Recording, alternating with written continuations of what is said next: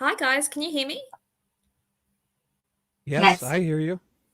Does your screen look normal? It says it's failed to play the video, but I think it has played the video.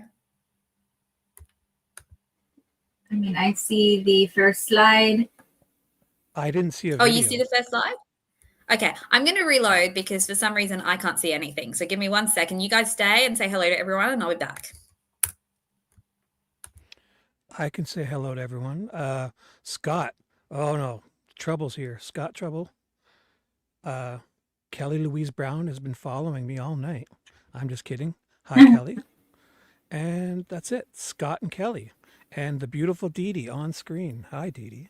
You look hot. Hi, Shibuya, as per Wow. usual. No, just kidding. You look Hi. really good tonight, actually. Your hair looks great. Oh, well, thank you. I just threw it up. I mean, down. Hi, Kelly. Hi, Scott. Hi, Charlotte. Where's Charlotte Crystal? Gearing I don't see Crystal from here. Charlie from UK. Is Charlie as in Oh, Charlie's lovely. She's joined us before. She awesome? actually was writing to Rick. So she's Awesome. actually Oh, speaking to Rick at some point. So she's been I able to think the give us only some feedback on how he's going. Yeah, I think everyone's great except that Scott guy. We got to keep an eye on him. Hi, Carol. Oh, she's always here. Yeah, I know. He stalks us. He stalks us. So we've got Diana with us today. We finally got Dee Dee to join us. Hey. I caught you at a good time. Oh, apparently Amy we and need more Shibby need more volume. volume. My volume's the usual volume. I think it's just because Dee Dee's a bit louder, right? Well, it's fine. Um, I put mine on the automatic volume so it controls itself, but Me too. Dee Dee Me was too. yelling. It's Dee Dee. As She's for, shouting at everybody. yes, Now, can we just start off by saying, Scott, please do not steal our mods into a different yeah, universe like you did last time. yes. Oh, yeah. Yeah, did you get that worked out? Yeah, I saw that when I went live with mine. I actually looked at it and it said that Mars Yes, promotion or whatever, and it said they recommended both landscape and portrait, but I chose only landscape. exactly. Me too. Today, I'm not using it again. It was so ridiculous. Dee Dee wasn't here, so Oh, she didn't see how Scott stole pertinent. yes. No, we didn't even figure out what was going on for the first half an hour. But Amy, You know, can you make sure you put the chat overlay on so when I download this and put oh it on yes, my channel, I'll have it you get the if you chat. can, Yes, of because course, of I course. don't I Let's have do the it. free StreamYard, so I couldn't do that for myself. There we I have to go. It should pay. come So on in a minute. Scott was taking Yeah. pertinent to the other side. Well, Yeah. there was Can you two. believe Dee Dee, it? did you know what Hey, happened or no? Mustang. Hi, Mustang. Thank you for Dee Dee, want me to coming. explain to you or no? I I'll mean, quickly explain. pertinent is she walks the line very thinly, I No, have noticed. no, So if he pulled her to the other side, I'm I not don't think you shocked. understand. Do you know what happened or no? You should understand. Okay, so there's a new thing in StreamYard. When you go live, they make you choose to go landscape or portrait, but they recommend both. So you'll have two separate streams going. And we didn't figure that out. So people were kind of, if you'd left and came back, if they went into the wrong stream, like how Prof used to have two streams, but he had them on two different channels. Remember how people would get confused? It was the He same still thing does for the that. first hour. Yeah, but that was different scenario, but the same type of thing. Where last night we had two separate streams and we didn't figure out for the first hour or so what was happening. Because people were showing up and they were disappearing. They had a little mobile sign, they were portrait, landscape, blah blah. So there was two separate lives. Yeah. It was funny. When I listened to it again, I was like literally laughing in my bed last night at like the whole debacle. It was quite You funny. know, it's funny because yeah, we figured it out and I watched two other live streams and they all did the same thing. They were like, you know, talking about this. Oh, I noticed that. Somebody mentioned this. And within a half an hour, they're like, oh my God, we got two separate streams going. Yeah, it was funny. Okay, well, hello. Hi, Crystal. Hi, Scott. Hi. I said hi, Mustang. We've got Carol in here. We've got Charlotte in here. We've got Kelly in here. Who else have we got? I think that's everybody. Everyone else is lurking, but welcome. Come join the chat because we don't bite. Kai is not on duty today, so there are no biters here.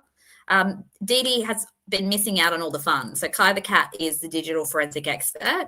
He's very good at his forensics, but he did make one mistake the other day. So we won't hold it against him because we all make mistakes. I make mistakes. I've made lots. We're going to laugh at them soon, aren't we, Shibby? We are. Ha ha ha. Yeah.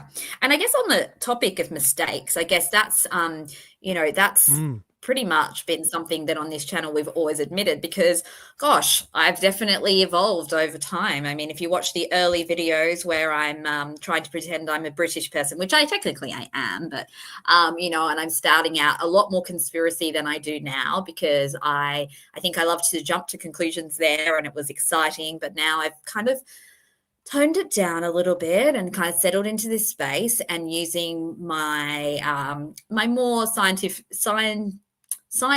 practitioner brain to approach this case better now, where before I really feel like I was just jumping on things and trying to make sense of them. So now, though, I think anyone who's been following along knows that we've really been taking this sort of careful, layered approach, and we've been kind of evolving. Each video builds on the last, and we kind of show this an unfolding evidence and interpretation, and we kind of cross-check over time. Scott will remember the day where he was screaming on the chat because I was suddenly saying maybe the crime scene wasn't the crime scene because there wasn't enough blood there, and he was going, no, no, no. And he was right, because that was one of those things where there's a little bit of information that one person says and then it spreads like wildfire. And so, yeah, that's partly why we check and we cross-check and check and we cross-check, and I'm still doing that. I mean, I find out something new every single day, particularly about this digital forensic stuff, because, oh my gosh, it is so complicated, right? Right. Yeah, when you hear me answer or reply, if I'm at least 40% sure of myself, I'll give an answer. And when I'm about 20%, I'll just say, yes, I agree. I mean, I try to keep a check on myself. I try not to be too bold. Again, in the early days when I first started getting involved in Delphi, I was, hey, Nicole, I was feeling a little bit, what's the word, beaten down because, no one really wanted to engage with me because it was a kind of a nobody in this space. And nobody's a nobody in here, just letting you guys know. Even if this is your very first live chat about Delphi, you are not a nobody. Please say hi. But that's how I felt. And so I'd go to ChatGPT and get ChatGPT to say my words in a tone that was more assertive, because that, as anyone who watches my channel knows, is the thing that I still need to work on. I have spent my whole life sitting or trying to kind of dull myself down in the corner just in case I upset people. I've second guessed myself, lots of imposter syndrome. I'm sure Dee Dee understands this, with neurodivergence. Oh, Elizabeth Jones is here. Lovely to see you. Always so beautiful in the chat.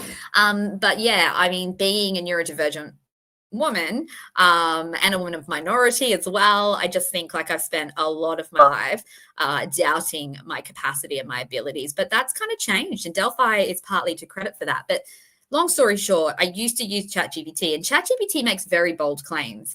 And so my tone is now much more Daisy, or Amy G, which is my real name. Daisy's my dog, or was, my dog that's in the sky. But whereas previously, when I read back on some of my posts, which we will do just to laugh at me, they were crafted by ChatGPT that sometimes has a tendency to be a little bit more confident than I would be. So now I hope that in all the videos, long monologue here, guys, sorry, but that I'm trying to be really tentative, because I am tentative by nature. That's kind of my nature is to go, oh, I'm not sure. Can I just double check with someone else? So yeah, that's kind of the spirit of this channel. So you guys can jump in whenever you like. I know, Dee Dee, I don't think you've been following the whole cold shock theory stuff, have you? No, I just saw your short yesterday, though. Yeah. So Dee Dee's a bit new to this, but we've still got her on because she's usually not around, and she was today, and it was super exciting to have her on. But you have to join us on the weekend, Dee Dee, because Ash and I are going to talk about the Kathy Allen interview. So you'll have to join us. We're thinking of doing that Sunday our time. So I'll let you know anyway. Ooh, now, Amy, did you see that link Dee Dee sent with the one in the news story on my channel? Because, man, no. Did you see all that information that was released? No. You'll have to show me, guys. Well, you're gonna be able to make videos for weeks off of this. I could put it into Man, maybe I shouldn't distract you with it, but it was Well, always after. yeah. I'll put it Yeah, in yeah. our Discord. I downloaded the Okay, yeah, PDF, so I cool. can put the link. So For it's sure. just I've all got that so stuff they much released. content at the moment. Hey, Laura, nice to see you. Did I say hey to Nicole? Oh, yeah, I did. I'm like losing track of my thinking.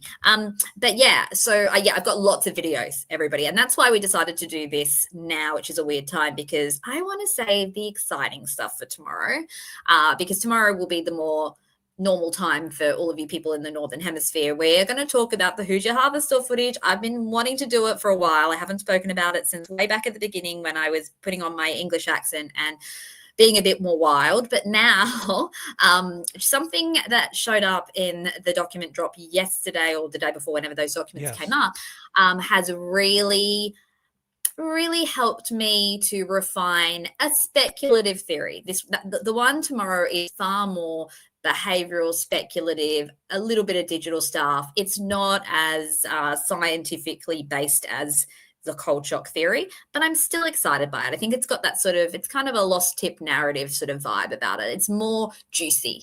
Whereas I feel like the cold shock theory hasn't been juicy. It's been really hard. I've mentioned multiple times when I've been looking at this data, it really brings home that here we're looking at the last moments of these two beautiful girls' lives. And I've had many a moment of just grief looking at this. And I'm even feeling it now as I say it. I always get these sort of little shivers, and just the real kind of nervous system kind of wakes up thinking about, like, yes, we joke around on our channel and we talk and we kind of banter, but if we get to the heart of this is about two beautiful little, young girls who were brutally murdered, who were terrified, and then a man who was, I believe, wrongfully convicted, and I know many of us do, and has experienced his own torture as well. So it's very somber, and so I hope nobody thinks when we are having a little bit of a fun time or trademarking these theories that we're not making light of it. That is never ever the intention at all of this channel. Okay, so today's episode. I said today's episode. Goodness, I've already got my own episodes of Netflix here, guys. Today's episode starring Shibby and Diana. Today's I'm like, now I was going to say today's session, Diana. What is I mean, it? this is kind of like group therapy,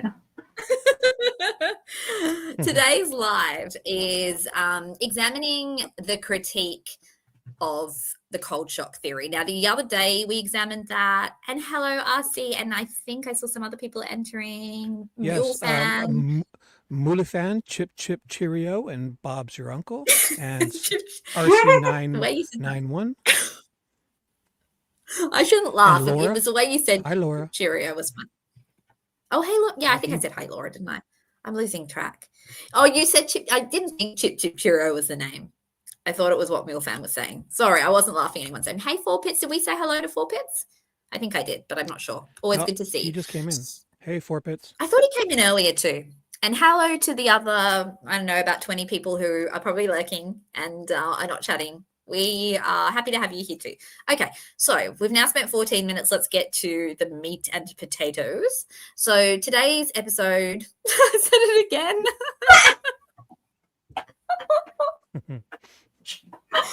Okay.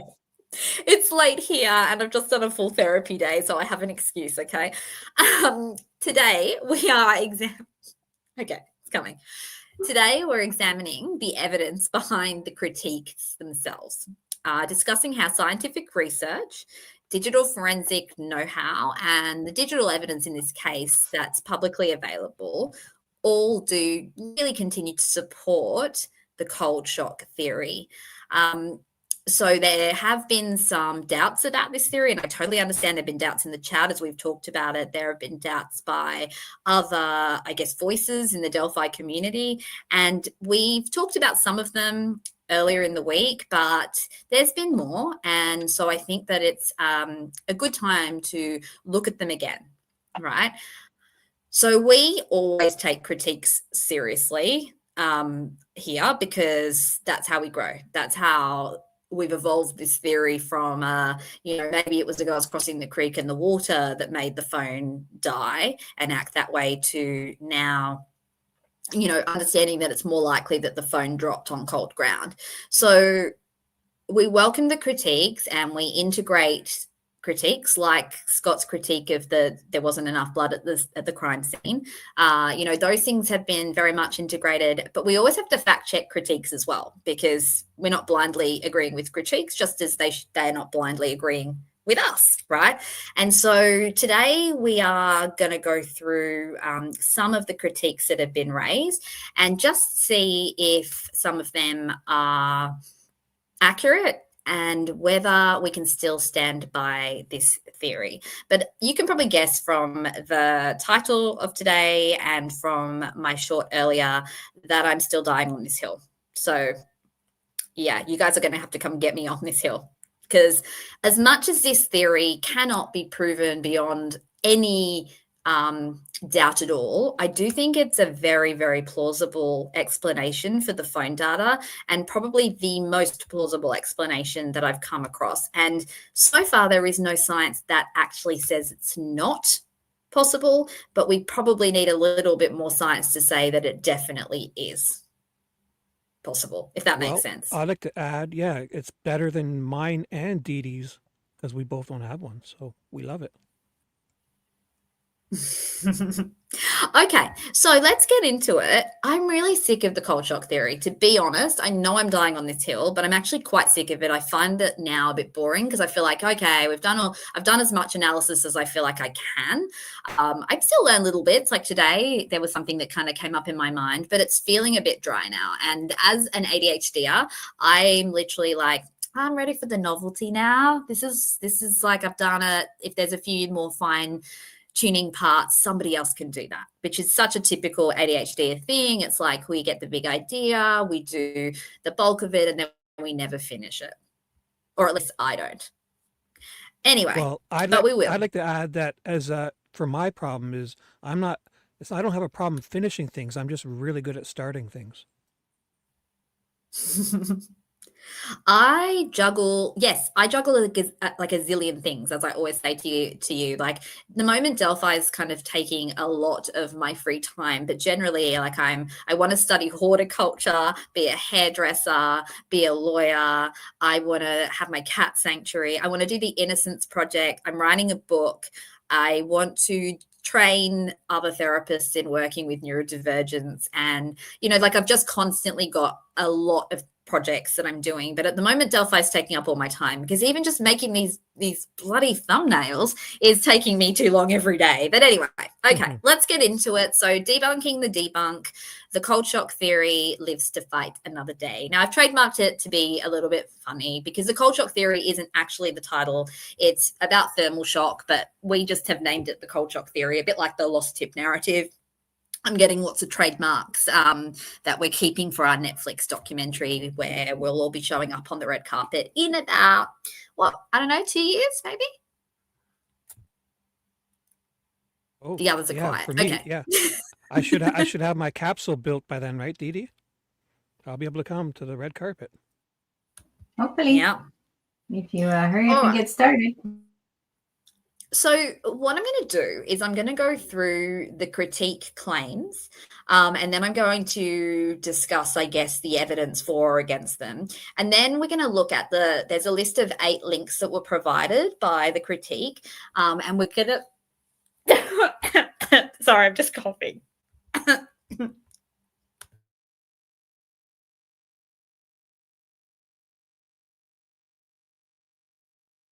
Amy, are you okay? Are you all right? Well, sorry, I just think I choked on my water. Give me a second, guys. Can you just talk for 1 second? Okay. Yes. Yeah, of course. No problem. So, hey, did we say hi to everyone? Has anybody new come in yet? There have been a couple new people. Who? This Mulefan sounds. Mulefan? Is that? Is there another name? I'll go to their channel and check if there's another name. No, it's Mule Fan. Mulefan. Oh. I guess Mulefan Sosa or Riviera. how do we Sorry, pronounce guys. it? Is I it choked. I shouldn't have had a drink of water before I started talking. I was like, so I was dying on the camera. Sorry, guys. That happens. Yes, Sometimes hello, you breathe it down. Mr. Sosa. You can talk, guys. Oh, yeah, we have a new one, Sosa Ribeiro from Brazil, Burundi, Philippines, Welcome. Hawaii. Welcome. Welcome. Okay, so, oh my gosh, I've still got this little tickle in my throat. Okay, let's look at the claims and sorry, guys. Honestly, what's wrong with me? I literally am dying on this hill today. Oh, okay. All right. So the critique against it is I'm going to just note the main points. So this isn't my view. This is the critic's view. So iOS doesn't self-activate apps. iOS won't interpret a minor voltage increase as a command to start background services or app activity. Logs showing music activity with WWAN data transfer cannot occur unless multiple subsystems are intentionally powered on. Now, we're going to talk about my responses in a minute, but I can't ever help myself but jump in, even to critique my own self. But in this case, this is partial. There's a partial truth to this, but it's not necessarily a critique of the theory, but we'll get to that. The second point that's been made is that voltage rebound was too small, that thermal rebound in lithium-ion batteries only raises voltage by 0.05 volts, which is far below what's needed to power the CPU or baseband radio. So again, partial truth, that is factual, but doesn't apply to the cold shock theory. We'll talk about why. Don't worry if you don't understand some of this, because I don't understand all the words in this, but I know the gist of it. I know that sounds a bit silly to say that, but I know the gist, but I like some of the wording, the specific wording, I don't always go like, oh, I don't know I'm trying to find a word here. I think I saw one. No, I don't know what WWAN means, but I don't think it really matters. I think that sounds so silly. It doesn't really matter, but I guess it doesn't matter. What I know it is data transfer. We don't need to know the specific names, but we've got them here. So the next critique point is complex subsystem startup is impossible. So claims that powering the baseband radio SIM authentication and background scheduling requires full coordinated power on, which a passive rebound wouldn't or couldn't cause. So that has not actually proven correct, but we'll talk about that in a minute. So the conclusion is that the critique is because iOS allegedly requires 3.7 volts stable supply for operation. The critique argues that a partial rebound could not explain the knowledge C or audio output events the cold shock theory attributes to a flicker on state. Now, first of all, the audio output event, I have actually revised this. I think, Scott, you were the one I'm going to credit for this.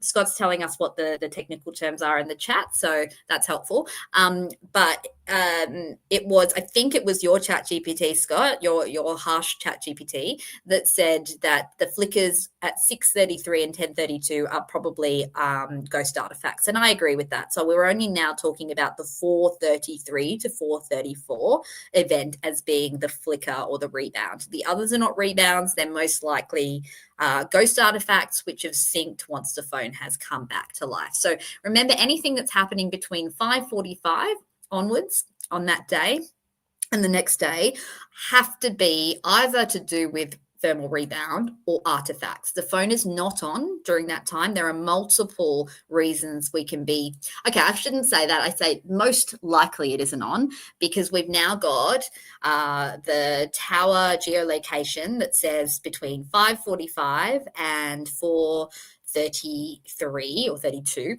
there is nothing. There is no location data. Now, that would only happen if the phone is powered off or if the phone is in some sort of Faraday bag. However, again, a Faraday bag wouldn't account for the knowledge seed data. So we've already debunked that in a previous critique. And I'm not going to go over it again because, goodness, I've talked about this too many times, not because I don't want to, but because I think you probably don't want to hear it all again. And I also forget over time all of the different parts of it without my slides because This is not my expertise. Scott is 100% right that the other flickers are not flickers, but they're probably just a bit of digital house cleaning. So I think that's a very good explanation. I should be watching the chat for what Scott says because he's good at explaining these things that I am not so good at explaining. Okay, so that's the critique that we received. And, oh, wait, did I? Yes, I already said that. Okay, but I'm going to go into why that's not correct in a minute. No, actually, I'll go into that first and then we'll look at the links. Okay, so why is the critique problematic? Well, I think it misunderstands the cold shock theory. First of all, the cold shock theory, as I've mentioned before, is not the name of any known theory. So if you put in cold shock theory into ChatGPT or Google, all that's going to come up is Daisy Asks, right? Because Daisy Asks is the only person that is calling it the cold shock theory. Unless any of you guys are parroting me as well, which you may be calling it the cold rocks ice cream, the cold shock theory. I'm definitely an expert on ice cream. So, if you do want to search the legitimacy of this theory, that's why I created the explainer. You're very welcome to go on Google Docs, and the link is in the description of a couple of videos ago, and it's on the community page. Copy and paste the full explainer and put it into AI like we did on our channel the other day. And that is going to help you to critique it more so than putting in cold rock. I said it again, cold shock theory. Does that make sense, Shibby? You always let me know if I'm making sense. Yeah, sounds great. Sounds good. Yeah. So if you want to critique the theory, no dramas with that at all, because that's what we've done to make sense of it. We did it on the show the other day. Scott did it himself by uploading it all and sent me that, which I haven't shared around, but Scott, you can say it in the chat, but it said that it was plausible. But yeah, don't put cold shock theory in because it will tell you that doesn't exist, because it doesn't. It's just me. It's just like if you put lost tip narrative, that's not. And I'm laughing at my own lost tip narrative. It's not a coined term. It's my term now. I'm trademarking it without paying for the trademark. Yeah. Okay. Anyway, so this is why it misunderstands it.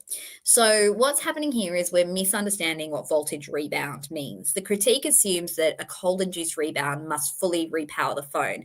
And I'm pretty sure I said this in the last video, and the ones who watched that let me know. What's Scott saying? Sorry, I can't help my cough, guys. I think I said this in the last video. I mentioned that the screen doesn't come on again during that 4:33, what's the word? Collection of events that occurs, which is the first indication to me that the phone is not being powered on. Because if a phone's being powered on, you will get at least the backlight would have to come on when it's powered on, right? And if that doesn't happen, the phone is not coming on. And so the cold shock theory isn't saying that the phone is powering on. It's saying it's flickering. It's a voltage rebound. It's not saying that it's a full repower of the phone, hence why we don't get the backlight coming on. It literally lasts a minute. It doesn't regain its full functionality because it doesn't, there's no lock screen event. There's nothing to indicate that phone is operational. Okay, so the cold shock theory does not claim a full reboot, only a partial reactivation of the low-level circuits, such as power management, thermal sensors, transient CPU wake signals. So, for example, if this is your phone and you were there at 4:33, you wouldn't see it powering on. And Shibby and I were having a conversation about this earlier. Shibby, do you want to say what you said earlier and what we were talking about?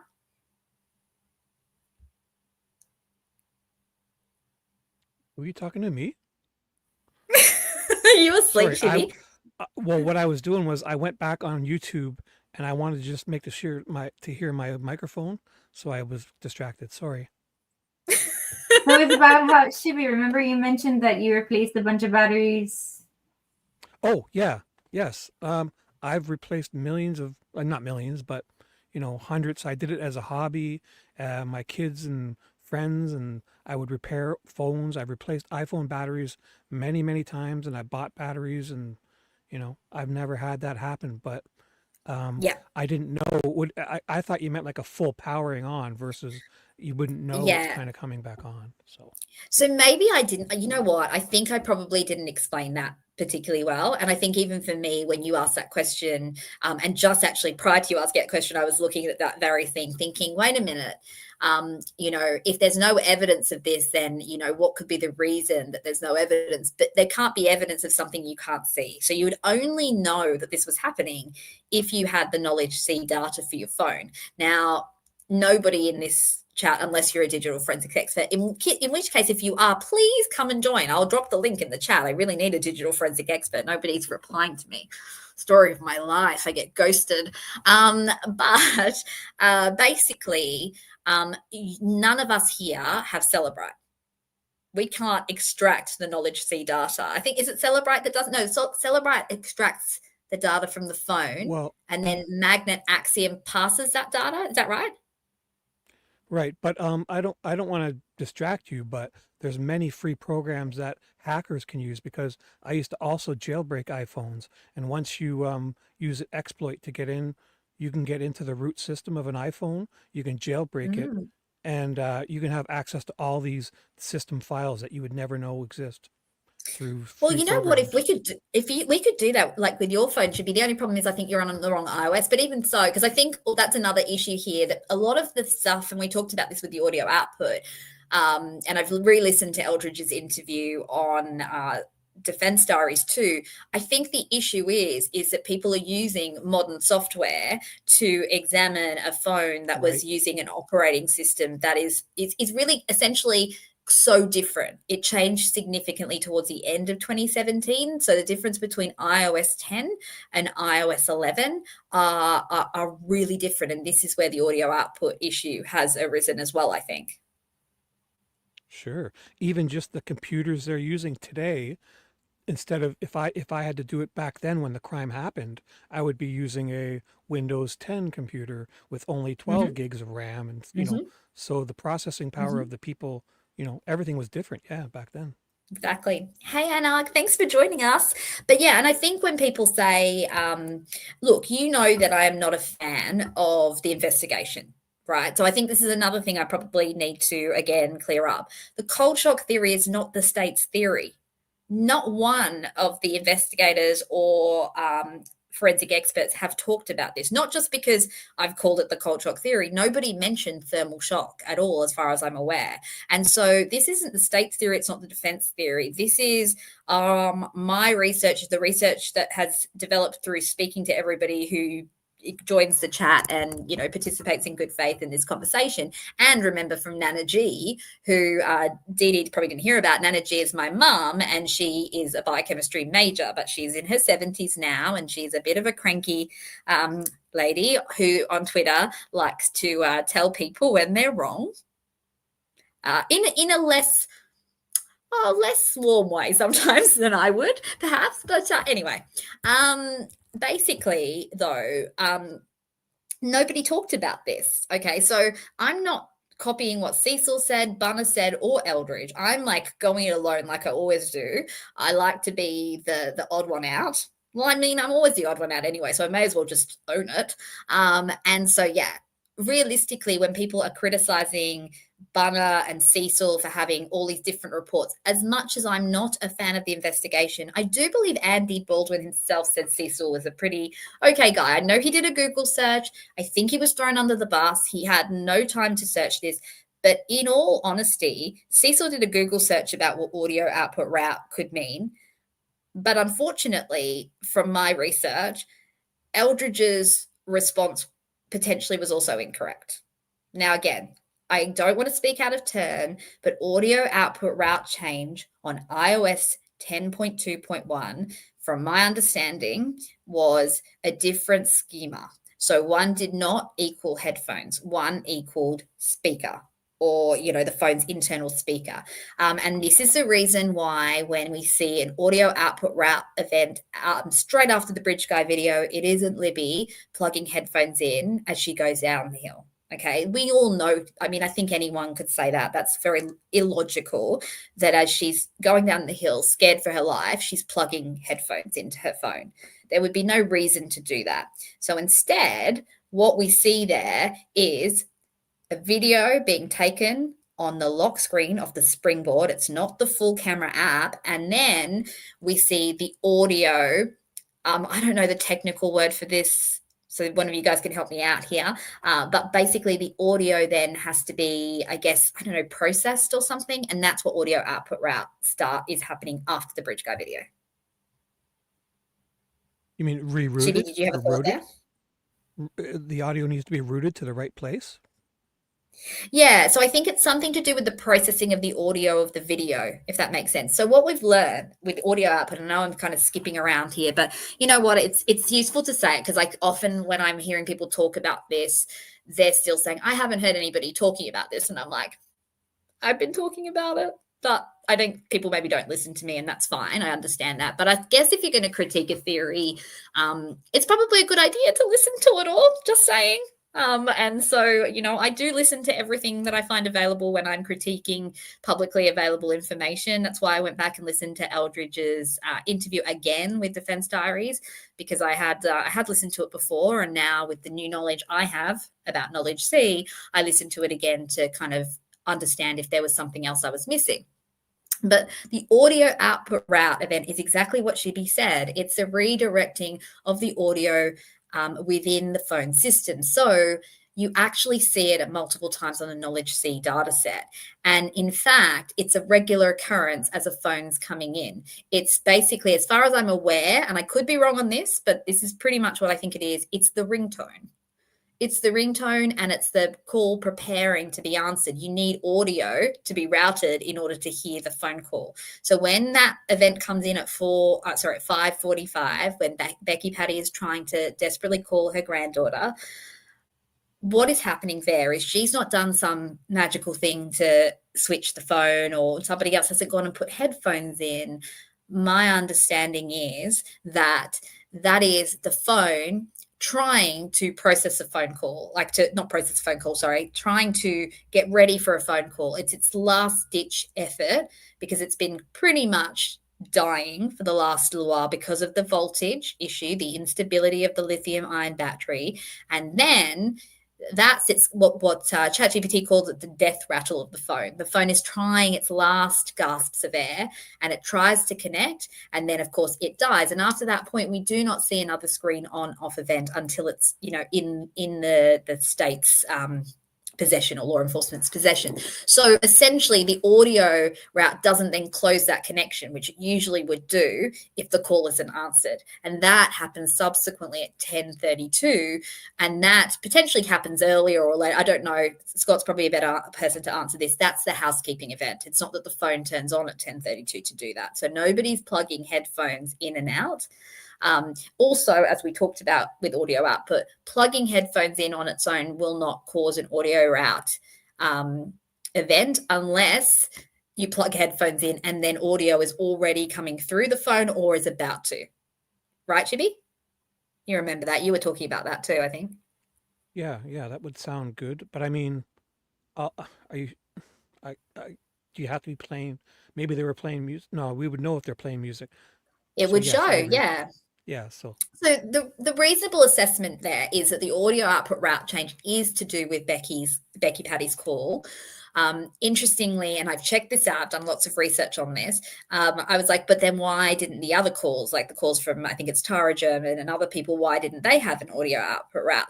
So this is where I get to that point of the death rattle, I suppose. It's like, it's fine. It's giving it its last full shot. It's like, you know, taking a big deep breath and trying for this one last time, and then it cuts out. Now, I know this sounds magical. I totally understand that. But, you know, I have literally gone through this with a fine-tooth comb to the point where when I put the cold shock theory into AI, as we've done the other day, but I did it again today, and I said, does this look AI generated? The AI platform said it doesn't. It's actually a coherent theory now. And so, again, I know I'm kind of deviating all over the place, but this is how I use AI. And I know DD is a fan of AI too. I use it as a research partner. And so by the end, of all of the kind of synthesis of the research, it's no longer AI. It's AI's knowledge of things that I don't know, and my synthesis of ideas, right? My process of thinking, which is why I credit AI because it's not all me. I wouldn't know voltage rebound and CPU stuff on my own. That isn't my my expertise is not in digital forensics. What my expertise is in is research and synthesis and integration, because that's a large part of our job, right, Diana? Yeah, she's nodding. And so, and probably my other expertise is in explaining things that are ridiculously complicated in ways that hopefully don't sound as complicated. Not mine, but yours. But that's not because I don't get the ins and outs of all of this, but I've consulted, yes, AI for a lot of this. I've also consulted Nanaji. I've also used, I guess, my own understanding of science and problem solving, and I brought it all together. So the fact is, if you put that explainer in, like I said, to ChatGPT or Gemini or any of those, they will say that it's not a AI generated document. It's not, because AI will do a surface level check, right? So if I say, AI, tell me, is Richard Allen guilty of the Delphi murders? What do we all think it's going to say? He was convicted. There's some in the camp that say he's innocent, and this is why. Do you know what, Didi? You're giving it too much credit. Hey, Cryptex. Mine talks to me like it tends. Oh, sorry. Yeah, but that's because yours knows you. See, this is the difference, right? You're right. Because if I ask it on ChatGPT that when I'm logged in, it will say, no, Richard Allen's most likely not guilty because of XYZ, because it learns from you. So it will talk back to you because it learns from you, which is exactly why the other day we tested the cold shock theory while being logged out on, I think it was Gemini, because if I put my own theories through my own ChatGPT, it will almost always agree with me, because it's like, particularly GPT 4.0, 5.0 is a bit harsher, but 4.0 generally loves Amy G, one of the only people clearly, other than my dog, but and my kids. But basically, it will be like, you're so clever, you're so right, which is exactly why our little independent test the other day, I did it while I was recording, is I put it into a logged out AI to see what it said and whether my theory sounded ridiculous, right? But I guarantee you, if you put that theory in if you don't put the theory in, sorry, if you just ask AI, could thermal shock be the reason for this, without giving it enough context, it will say no, right? And it will give you fake resources. And that's exactly what's happening here with this, with some of the resources that we're seeing that critics are putting forward. Now,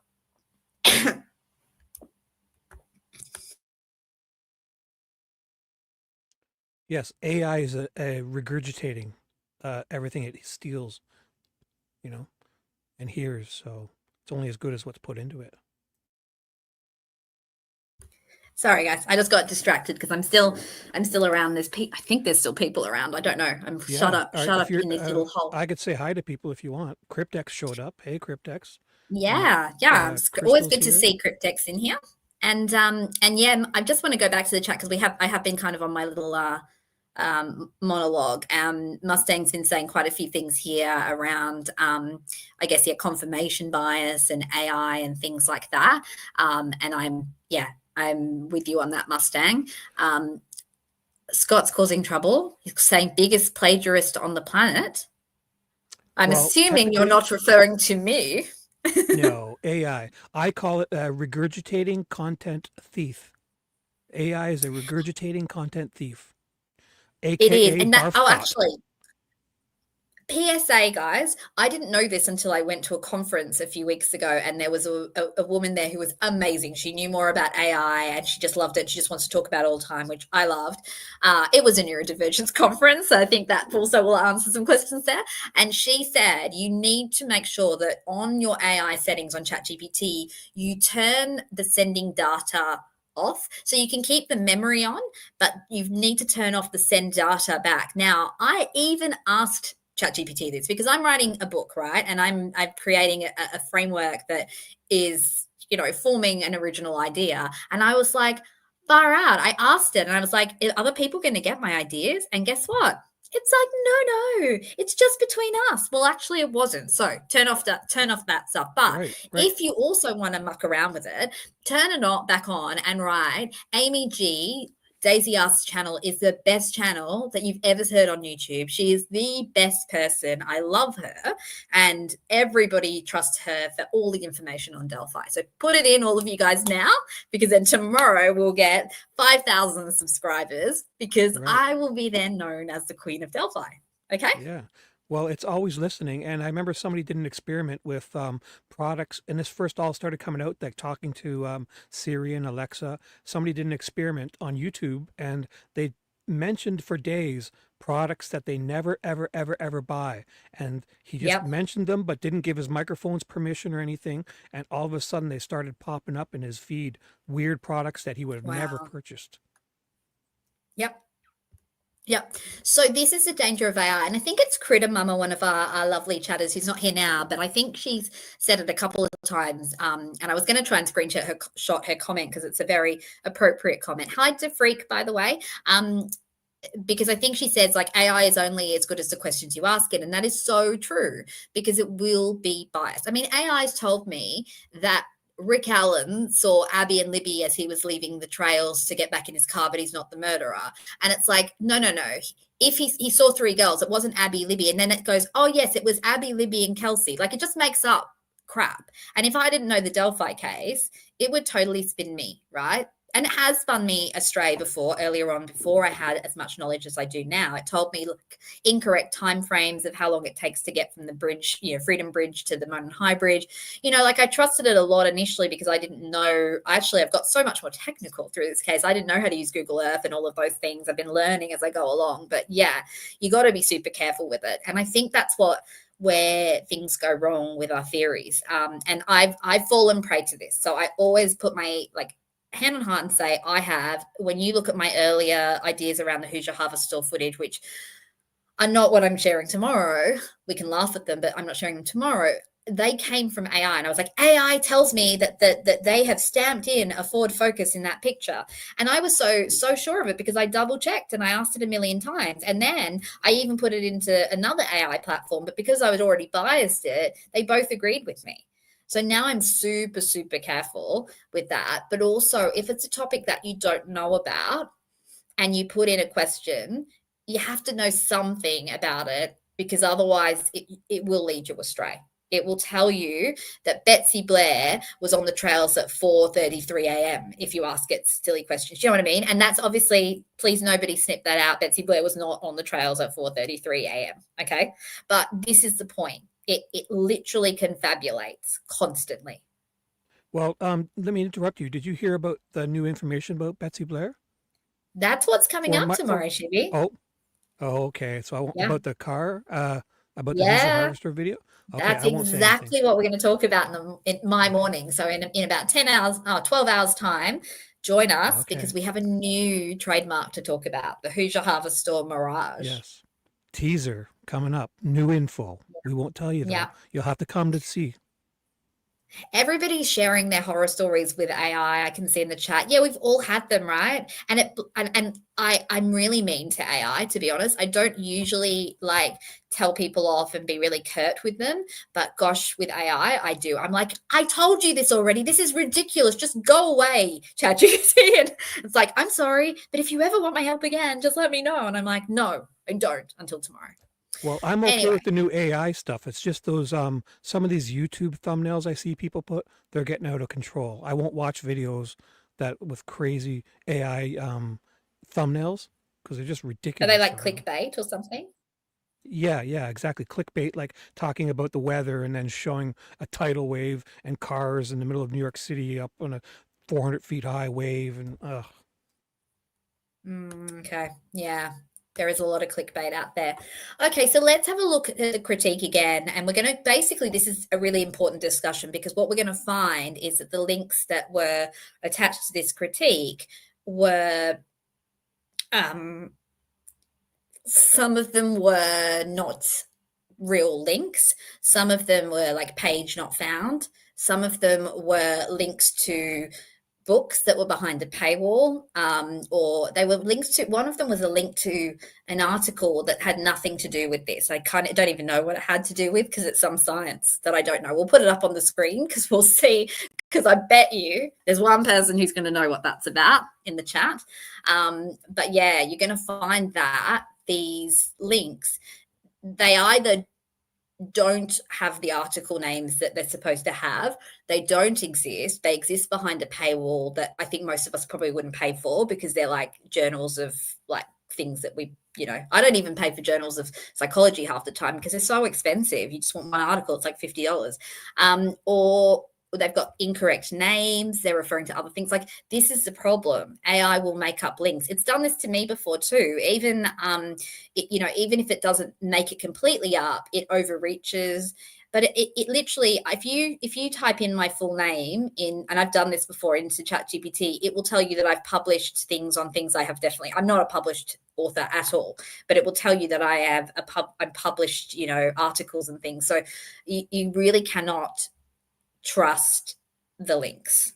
Well, you figure it must be getting people confused because if it has information, everyone's information, there's probably how many Amy G's that are approximately your age, or I can see it screwing. Yeah, exactly. My full name is not an uncommon name, and so I'm not going to share it right here on here, but it's not an uncommon name, and so if you search that name, I'm sure you'll find other, health professionals, even maybe if not psychologists with a similar name. So yeah. Anyway, okay. Well, so first thing is. Oh, sorry. I was going to say, my given name is Sweet Dude Shibby. I mean, I run into a person named so many of those Shibby every other day. Yeah, me too. Me too. Are you the right one? Actually, I'm not sure. I'm one of thousands. Yep. Okay. So, DeFreak says, are we critiquing the media and AI? Well, we are critiquing AI. I love AI, and it has helped me to do a lot of the research that I'm doing here in the Delphi case, but we're just talking about the pitfalls of it as well. And in terms of media, yeah, I guess anyone who's commentating on anything, particularly if we're using AI, then, it's not always going to be accurate. And then obviously the other major issue with media, whether it's the official media or social media, is confirmation bias, which I've talked about before. And I've fallen prey to that too. I think we all do. We would love to know that what we believe is right. Everybody likes that. That makes us feel good, right? And so I've certainly fallen prey to it, and I've got to be super careful with myself with this case because everyone knows that I do believe Rick is innocent. But even when I get even the slightest flicker of doubt now, I'm like, no, I need to explain that constantly away rather than sometimes being open-minded. So I kind of check myself on that, because if I don't, then I'm going to lose my credibility. So, if you do think that I'm being ridiculously biased towards the theory, always let me know, because credibility matters to me more than being right. And, as hard as it is, sometimes it's a bitter pill to swallow when you're wrong. I've done that, and you guys have seen that on the channel, and you've seen it in my posts. You've seen me do that multiple times, admit I'm wrong. I'm probably more likely to admit I'm wrong than I'm right a lot of the time in my life, because I have imposter syndrome. So anyway, okay, let's get back to this though. So first point we've already raised, cold shock theory has nothing to do with a full reboot. We are not suggesting a full reboot. We are suggesting a flicker. A full reboot would involve screen light, coming on, and potentially would probably be then, well, I think almost certainly then would be user initiated. This is what we're suggesting, is it's not user initiated at 4:33 a.m., but instead that it's flickering and connecting briefly. Okay. The next thing is that the 0.05 volt rebound is not irrelevant. So while small, it's not enough to power up the entire system. We've already said that, because the screen doesn't show up. The phone doesn't do very much. It just syncs a whole lot of stuff all at once. So while small, this change can be sufficient. Now, it's not proven, and I'm willing to say that there is no evidence-based study that shows this happens, but there also is no evidence-based study that shows it doesn't happen. either. Okay, so we don't have proof either way. So we can't debunk it, but we also can't prove it as 100% certain. However, it's to me, it's like the beyond a reasonable doubt, right? It seems the most coherent explanation of the data. But again, if you can show me a reason it isn't, I will engage with your critique just as I am with this critique here. So teardowns and battery engineering resources show that brief voltage changes during warm-up can trigger momentary power routing and internal recovery routines. So there is actually known, and I don't know if, I think there's research in this, so I'd have to double check that, but I've certainly heard, and people have shared anecdotes as well, I think even here, but if you, I think Cryptex might be a good person for this, but also maybe you should be the people who live in the really cold areas, that if your phone, particularly with an iPhone 6 and 6S, you've talked about this before, Shibby, the battery, it was a bit dodgy, right? And so if you went out in the cold, it may drop battery and it may regain it once you're in the warmth again. Sure. Yeah, when it warms up, yeah. Yeah. Now, that isn't because of magic. It's to do with the lithium ion, the electrochemical instability. Now, we need Nana G to explain that in more detail, or Scott, because I am not a major in those things. I did study first year chemistry. I studied high school physics, and yeah, they were my forte. So I'm not going to try and describe the behavior of a lithium ion battery. I will describe the behavior of a neurodivergent individual who is experiencing an OCD episode, because that's the area that I do understand, but I'm not going to try and understand a lithium ion battery. And I think I made everybody laugh previously, or I thought I made everyone laugh. My dad had books about the behavior of steel structures on the bookcase. I have the behavior of human beings. That's what I'm interested in. So, well, one thing I may have left out yes. is also all my RC cars, I have 100 lithium ion batteries, and that's what we use now, to drive the RC cars. So I've and plus I put them outside and I leave them sitting there for hours in the cold, and then I drive them around and I plow snow with them, and so they're very susceptible to really warm and really cold for sure. Yeah. So yeah, Cryptex is saying he hasn't experienced that. But he's also saying the winter there is extreme cold. So yeah, that could be part of it. Scott's saying that they were dodgy enough to be recalled in late 2017, the batteries. So, I mean, realistically, those batteries have known issues. And I did find some things on Apple Health, which I know is a Cecil search, according to a lot of people. But regardless, people were saying that they had this experience because the battery hasn't actually lost charge. It's just unstable. It can restabilize once it's in the warmth. Now, one of the things in the Knowledge C data that was really interesting is you notice that at every transition that we know of between Libby and going out from the house and then into the car and vice versa, we see the throttling mode start. So the throttling mode, again, is an indicator that the phone is struggling because the air temperature is cooler. Okay, so when the phone cools down, it can certainly have an impact. Just as what's more common here in Australia is the phone gets too hot and has major issues, right? So realistically, there is evidence that cold can reduce the battery. And from my understanding, there is at least anecdotal evidence, if not more, that when it warms back up again, the battery can increase again. I'm not suggesting it's going to increase, right back up to 100%, but it can. And the thing is, what we're suggesting here is that the phone was already, it wasn't the highest of battery to begin with anyway. So there wasn't much charge on it to begin with, but it drops suddenly. That's the cold shock theory that's seen in the Knowledge C data, that sudden drop over a fairly short period. And that is consistent with, it starts around the same point that the phone stops movement. Why would a phone stop movement? Because it's dropped. And what would happen if it's dropped on the cold ground in Indiana in February? It would be colder because that is conduction cooling.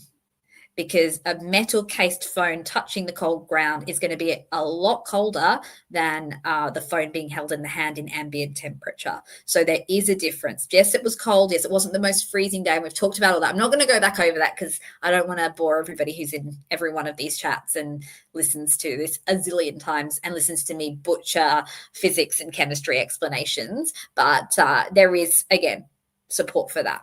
So we're not saying that it turned back on and it was operational. What we're actually saying is that it's a momentary trigger and that it's essentially the phone is it's sort of flickering back. Now, the problem with this cryptex is it's hard to test it. First of all, for a couple of reasons. One is that the operating systems now, the phones have developed a lot since then, so it may not still be this way. I don't know. It possibly is because it's still, the battery's still a lithium-ion battery, but I don't know.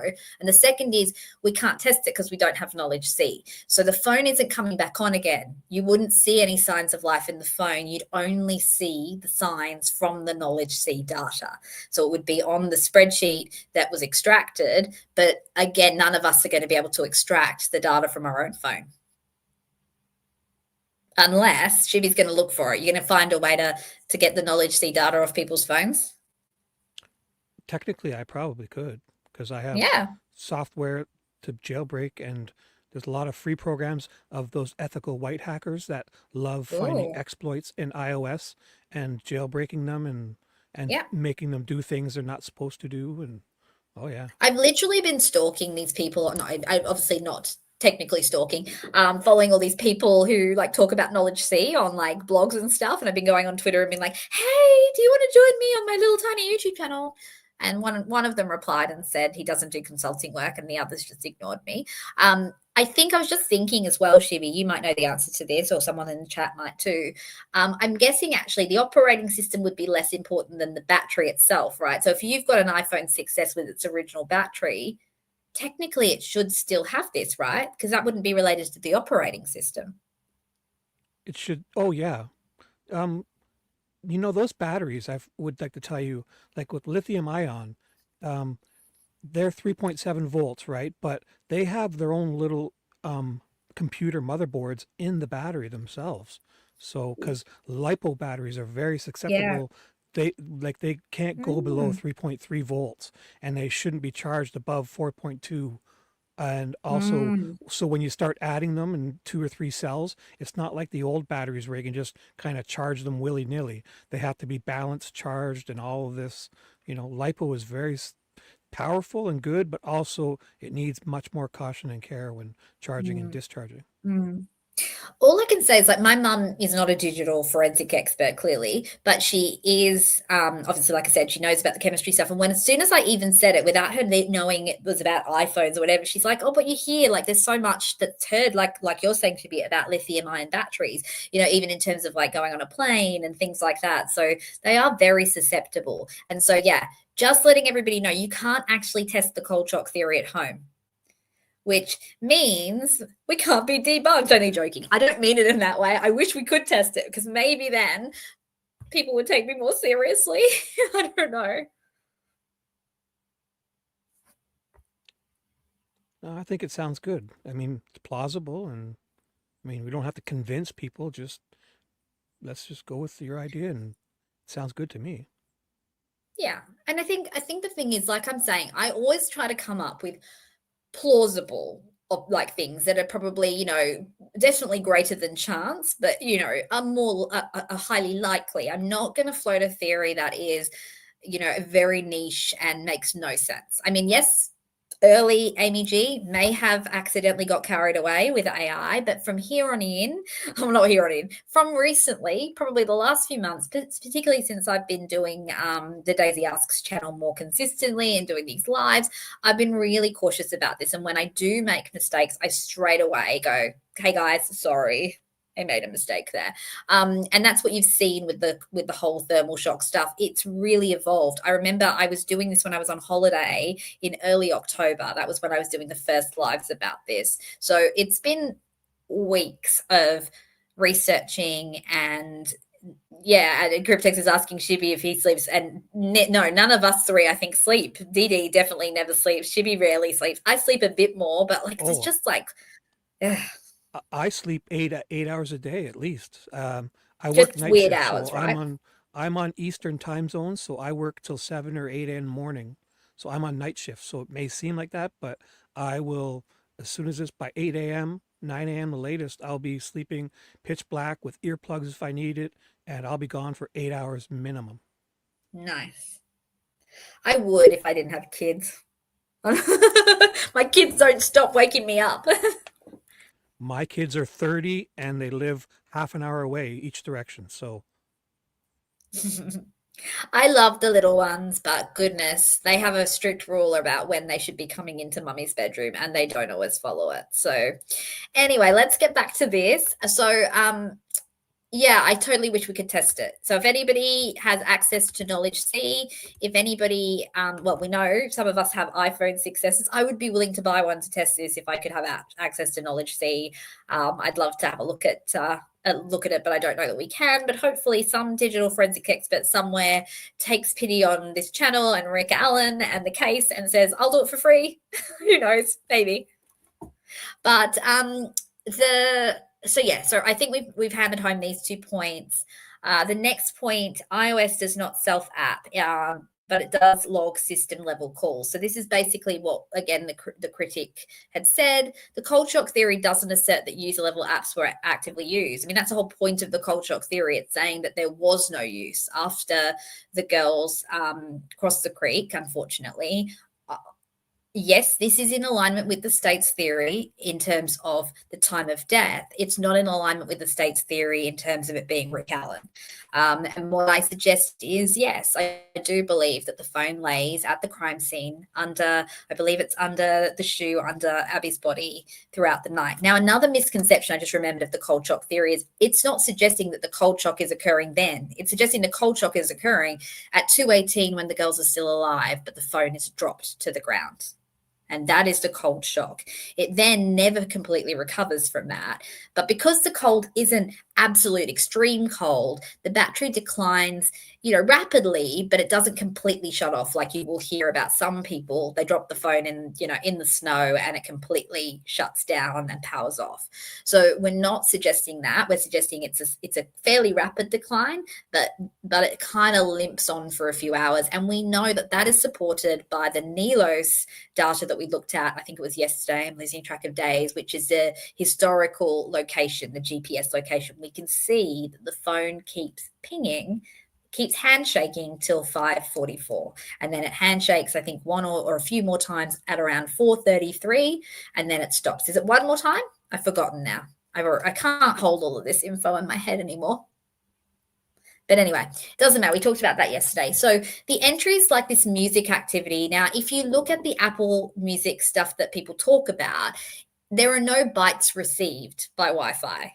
Okay, so the last Wi-Fi connection, so what's happening here is that the app can attempt to reconnect to networks. However, it's not sending or receiving any data from Wi-Fi because there is no Wi-Fi at the crime scene. So I know people go, that's silly because there's no Wi-Fi at the crime scene. No, but that's the point. There is no Wi-Fi at the crime scene. So it attempts to connect. But if you look at those logs, the last log that has Wi-Fi data being sent and received has the date the 4th of the 2nd, or according to the way you guys do the date, the 2nd of the 4th.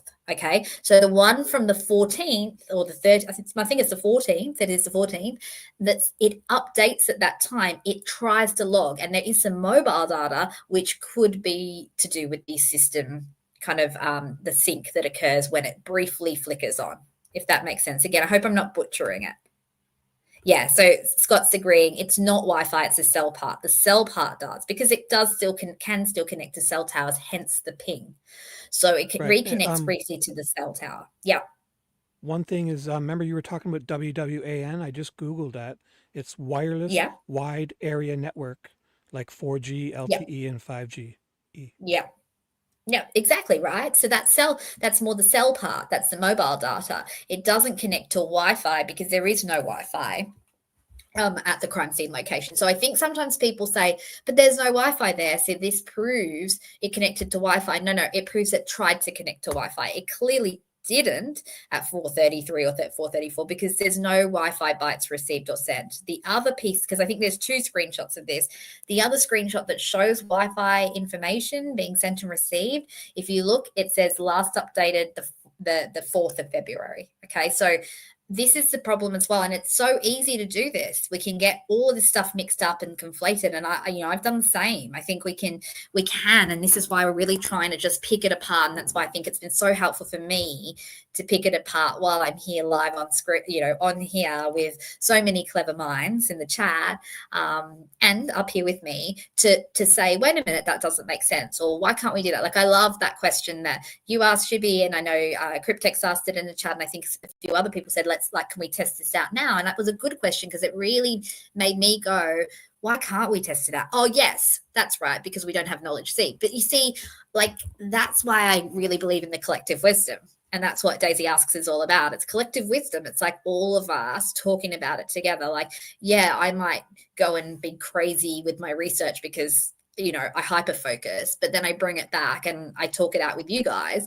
And I love it that you guys ask me questions and I'm like, wait a minute. And you've heard me do this on the channel. I'm sure many of you've heard me go, oh, wait a minute, I don't really know. Actually, Diana, you were on the other day when we were doing the audio output, and I was like, wait a second, I don't actually know what I'm talking about anymore. And I went back and did more research. So really appreciate everybody. So also, I'm getting very passionate, but please don't think that I'm going, don't say that. I hope you can tell the tone is more like, this is so exciting. It's interesting. And I love the dynamic in this chat right now because everybody's being really productive. So really appreciate it. Sorry if I'm not talking to the people in the chat though, because it's hard to pay attention sometimes while I'm doing this. Okay. So basically these are what they call system daemons or framework reinitializing. They're not manual app launch. And because if there was manual app launch, you would see that in the knowledge C data. We would see apps in the foreground. We would see lock and unlock. We'd see screen light up, screen off. We see none of that. If you compare the log after 5:45 to the log before, the day before, or in the hours before, you notice a difference. And the way that they've coded it with the colors, you see the difference. It's chalk and cheese. They're not operating the same way. The phone is not operating in a quote unquote sort of normal functional manner. Okay. We've already said that. And I just said software differences matter. I think the software differences may or may not matter in this. I'm not so sure on that, but I think it's still an important thing to consider. It certainly matters when it comes to audio output route. Though basically what we know is that iOS has continued to develop. I mean, Apple's always developing. That's the whole point. They're, a leader in this stuff. And so the expectation that guides from 2023 or 2024 represent a phone in 2017, I think most of us would know that the vast differences that have occurred in the world in 8 years of technology, right? Right. And also I'd like to add that Apple is very guilty of, they do it to me because I usually buy the best phone and keep it for 4 or 5 or 6 years, So what happens is I get to the end where they start trying to limit you intentionally saying, oh, your hardware's not, but I know the phone could easily handle it, but they do that to try to get you to buy a new phone when you really don't need one. So they mess with the iOS and they don't let you do certain things or download certain apps. So they mess with you too. Yeah. And the other thing about Apple is they're quite secretive too. So this is why it can be kind of hard sometimes to prove some of these points because they don't give the schemata that they use. You've basically got to deduce it. And I think some of the blogs that I came across, and gosh, it was gobbledygook, a lot of it when I was looking at it, but they're literally talking about they do the stuff that we were just saying that Cryptex and Shibi were saying where, you should be able to experiment with this. They do that, but then they do have the knowledge C data set. So then they kind of go backwards and they go, okay, well, when I plugged in headphones while the phone wasn't doing anything, it showed no audio output out of it. But when I was listening to music and then I plugged in headphones, it showed it. That's how they do it. They work backwards because Apple doesn't give you all of this information, or at least it hasn't in the past. And that's why I've searched high and low to try and find something that definitively tells you what the schema were before iOS 11, and it's hard. And even when you look at the more recent ones, it says that it's incomplete research, which is what Cecil does say, I believe, in one of his depositions or testimony. So, you know, it's not easily and widely available. No, plus with Apple, when they do something like this, they will not admit it. Like you said, it takes a very, very major catastrophic thing, because as soon as they start admitting problems, then it's all like a Yeah, recall and, so they exactly. will eventually do the right thing, but not right away. That's for sure. Yeah.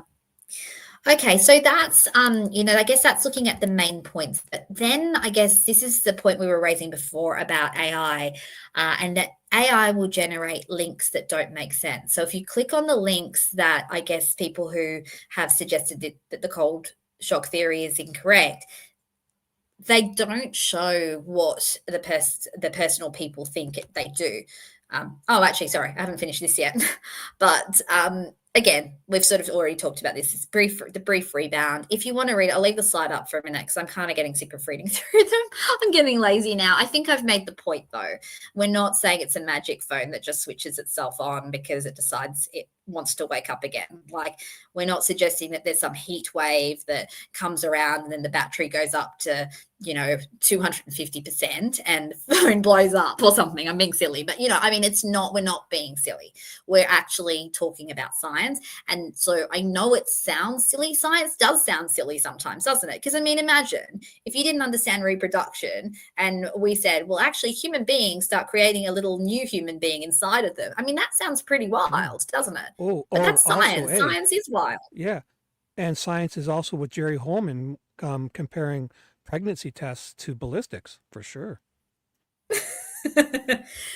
Yes. Now, actually, on that point, and now they've got Diana here, this is a great point to raise it. So when people, and we talked about this the other day, but one of the big critiques I get of, trying to analyze the knowledge C data is that, it's only a few pages of a spreadsheet, but the real document is like thousands of pages of PDF. And I was trying to liken it the other day, Dee, to, when we do IQ testing.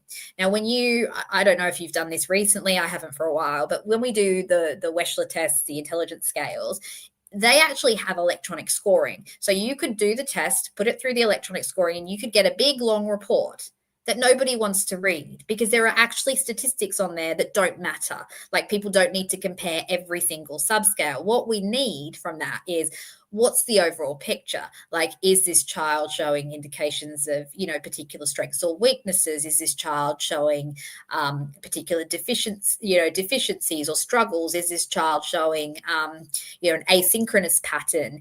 Basically, we're trying to interpret the data in context, because if we could just do a spit out of the Wechsler scales, well, then nobody would pay any psychologist to interpret it, but you'd also get very warped views on what the scales meant, because most of us, I struggled to understand this even after studying it as long as I did. And even still, I don't know about you, Dee, but sometimes my supervisees will bring the spit out to me and be like, what does this mean? And I'm like, oh my gosh, I'm like literally rubbing my head thinking about it. I'm like, okay, so the CPI or the GAI, and how do you calculate that again? And what does this mean? And what's a confidence? Like, there's so much data on there. And it's interesting, but it's actually not all of it is always relevant. So I think the same goes for here. This Knowledge C exhibit has pulled out the important stuff. It's not cherry picked what it feels like reporting, because if they'd done that, then Eldridge would have said that. She would have said, well, actually, it looks like they've just chosen the items they like here. You can't, first of all, I know that we're talking here about particular law enforcement people who are, not known, I suppose, for the rigorous work that they've done, no offense, allegedly, but when it comes to something like this, it's being looked at by an expert. The expert on the defense's side would know if that was happening, and they would obviously call that out. They would obviously say, well, actually, it looks like they've just deleted a whole lot of lines of data. The other thing that's super important here is that to try and delete data from Knowledge C spreadsheet like this, you would have to know all the things that we're trying to figure out that are bloody confusing to make it look convincing. I mean, the cold shock theory is not even a known thing. I've pulled together physics and lithium ion batteries and bits of Apple stuff. So are you telling me that somebody figured that out and then worked backwards to make it look like that? Like, do you know what I mean?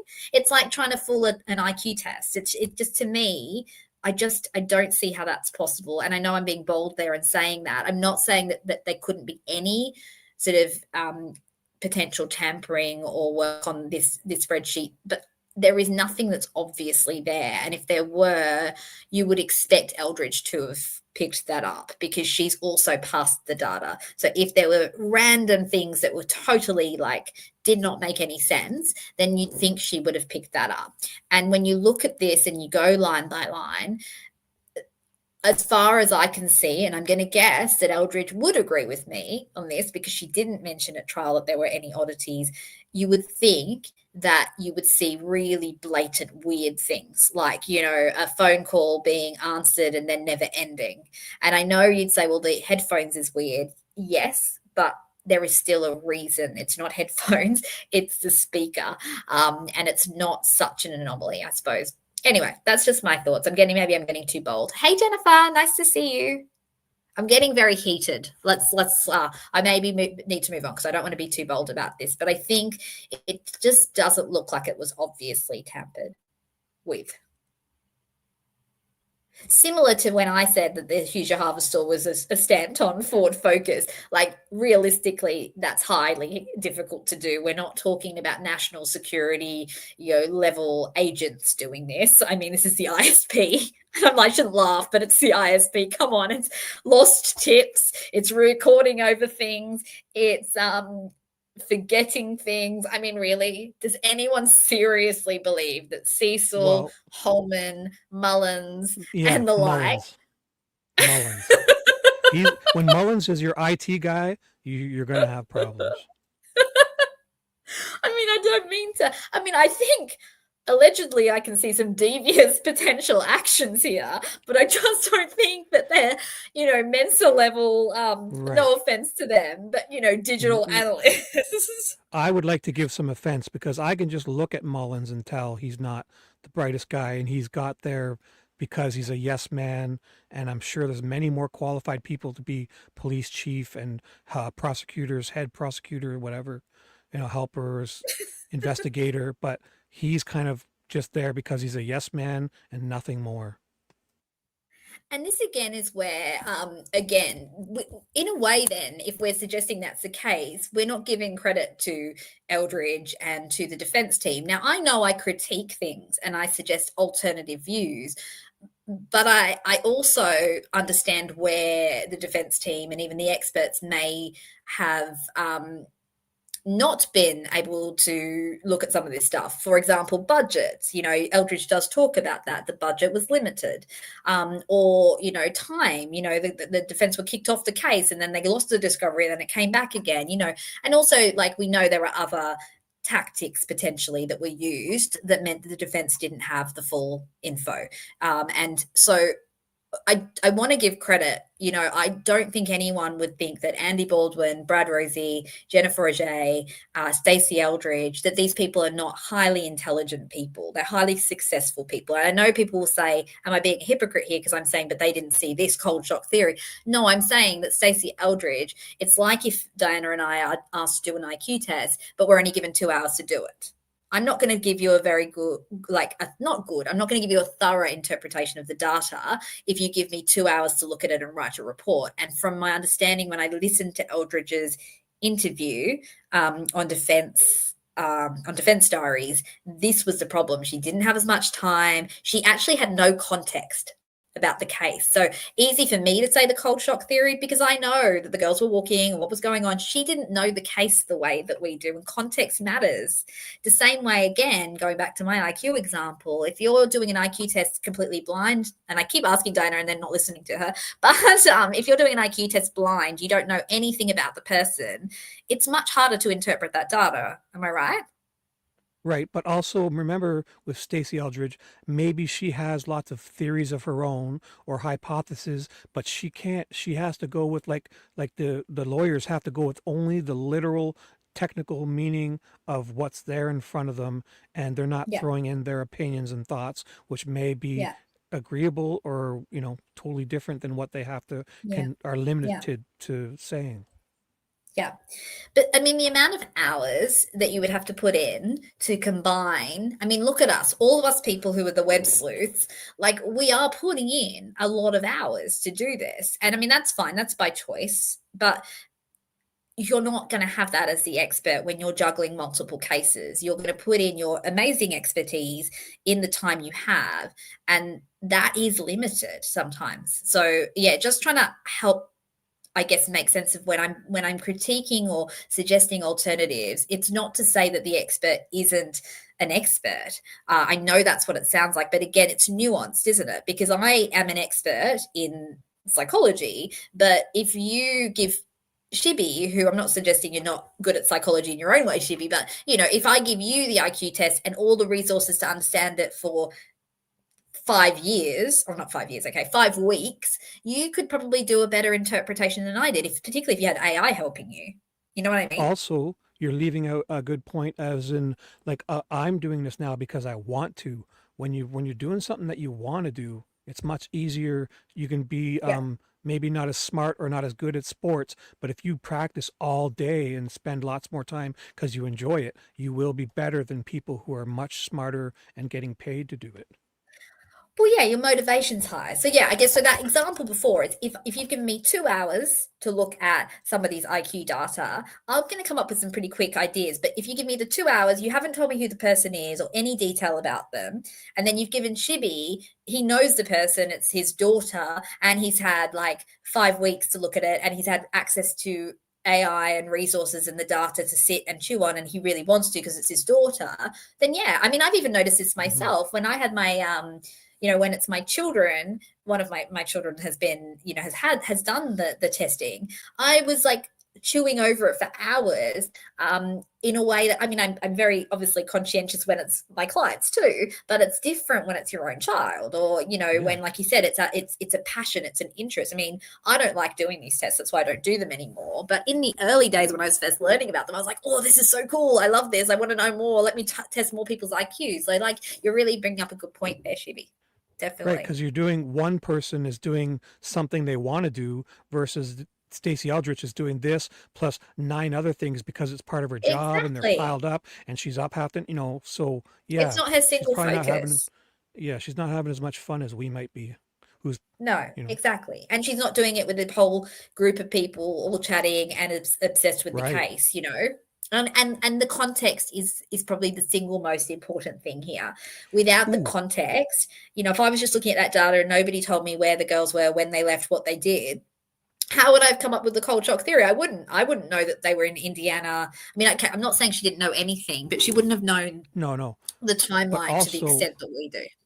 we've had the benefit of time too. So we're like armchair Exactly. quarterbacks looking back. Yes. Now, if you had to Yes. go back there to the day this happened, would you have been coming up with this? Maybe not. We've had lots of Yeah. time to mull over Yeah. this. And Yeah. so, And that's why, like, I think sometimes in a moment of frustration, when you see something that could have helped Rick, you go, oh, no, like, why wasn't this done? But then I always default back to going, but you know what? Like, once I've kind of like sent it again, it's not at all, questioned in my mind that Andy Baldwin really, really cares about Rick Allen. To me, the fact that he still does interviews, answers people's emails when they send him stuff, that man cares about Rick Allen. He's not just doing a job. And he did not fail Rick Allen. He did the best he could no, with the stuff that he has. But yes, we hope that now, with all of the crowd kind of putting our collective wisdom together, that maybe there'll be even more success in the future, if there is a retrial, hopefully. right. Nobody would have worked nearly as hard as these guys Yeah. against Gull because Yeah. she was just going to say no Yeah. to anybody over Yeah. everything. So, Yeah. So shout out to Andy Baldwin. I still think he is awesome. And, I guess if you're going to have a defense lawyer, you want a defense lawyer that actually cares about you, not just sees you as a client. And I know in our field, that's what our clients want, and that's what I'd want in a lawyer, in a doctor, and in any professional I'm working with. So he definitely exudes that warmth and that care. And let's not discredit the work that the defense put in, even though it didn't get the result that we wanted. And even though we're going to hopefully help them see that the audio output route change is not the hill to die on in the next trial. Everyone who's critiquing the defense now, go back to when the trial was happening. I bet you won't be able to find any instance of them doing it back then. No. Because I thought they were amazing myself. Yeah. And this is again where I think as well, like it's totally okay to change our mind and flip-flop. I flip-flopped a lot of times. And like I said, even just then, there'll be moments where I'm like, why didn't the defense do this? They should have done this. And then I center myself and I get perspective and I go, wait a minute. Like it again, like you're saying, Shibi, it's easy to see that after the fact. I wasn't juggling all the legal aspects of this case. I never have. I don't know anything about that. I can be like, oh, but why couldn't they do the cold shock theory? Well, guess what? I mean, the cold shock theory is not actually, there's no literature that necessarily supports it. So maybe they couldn't present it in this way. Like it's easy for me to present it on a YouTube channel. Well, actually it isn't, because it gets debunked even here. Imagine in a court of law in front of a judge, Yeah, and information, all that redacted pages may have told us differently, but we'll never know because half of it was, or 3/4 of it was redacted. Yeah. Okay, so before, I've left these slides up long enough for everyone to read if they want to, but basically the critique conflates full operational startup with momentary voltage-driven reactivation. I understand, easy mistake to make. I mean, to some extent, I think it's hard to fully clarify that. It was only when we started to think about it together, whereas like, oh yeah, you couldn't test this, actually, because it doesn't show, because it's a background kind of flicker. I know it sounds, when we say a flicker, you kind of think, when the lights go off and then they flicker on, but that's not what it is. It's not a light flicker. You won't see it, but it's in the data. You can see it in the background. You can't see it in front. It's like illness, you can't see illness sometimes in the body. Unfortunately, with things like cancer, but that doesn't mean that the cancer can't flicker back to life. It doesn't mean, horrible sober thought, but most of us who've had cancer have had cancer cells elsewhere in our body. They break off the cancer and they travel very quickly. Now, most of them die, but some of them sit dormant. That's why I'm on these bloody medications for the next 10 years, right? I still most likely have some dormant cancer cells in my body, which is scary, right? But you can't see them, and even a PET scan can't see them. And so that's why we take all these meds. And so I think it's remembering that all these science analogies, cancer isn't magic, and yet you can't detect cancer until it's large enough to be detected. You can't detect dormant cancer cells in the body. And so the same goes here with this flicker. But you can detect cancer cells once they're large enough, but you couldn't see them from the outside, but you can see them on a PET scan or a MRI. And the same goes, this is kind of like the analogy we're using here, is that the knowledge sea is almost like an MRI or a PET scan of the phone, and where you can see stuff that you can't see from the surface of the phone, which is why it's hard to test this anecdotally, and why no iPhone users are going to be saying, oh yes, my phone flickered back and did an update in the background or a sync in the background. It can't show that because you don't know that your phone did a sync in the background unless you have knowledge C. I don't know if I have cancer cells growing in my body unless I do a PET scan. Or unless the cancer cells are so large, Stephanie has entered the building. So hi, hey, Stephanie. Nice to see you. So yeah, I guess just to summarize the conclusion here, the critique was saying, that a phone can't just turn itself back on again. It would need more voltage, and it would, there'd be more to it. And what we're saying here is, no, we're saying it's flickered at a very low voltage. It's managed to maybe, send a ping out, a handshake again, and it's managed to update some of the, or bring in some of those messages. That's as much as it did, and then it died again. We're not saying that it powered on, the light never came on, there was no user activity, of course, because that's the opposite of the cold shock theory. So I hope that makes sense. Now, just to look at how AI makes up stuff, let's have a look at the next thing, which is the links. Okay. So these were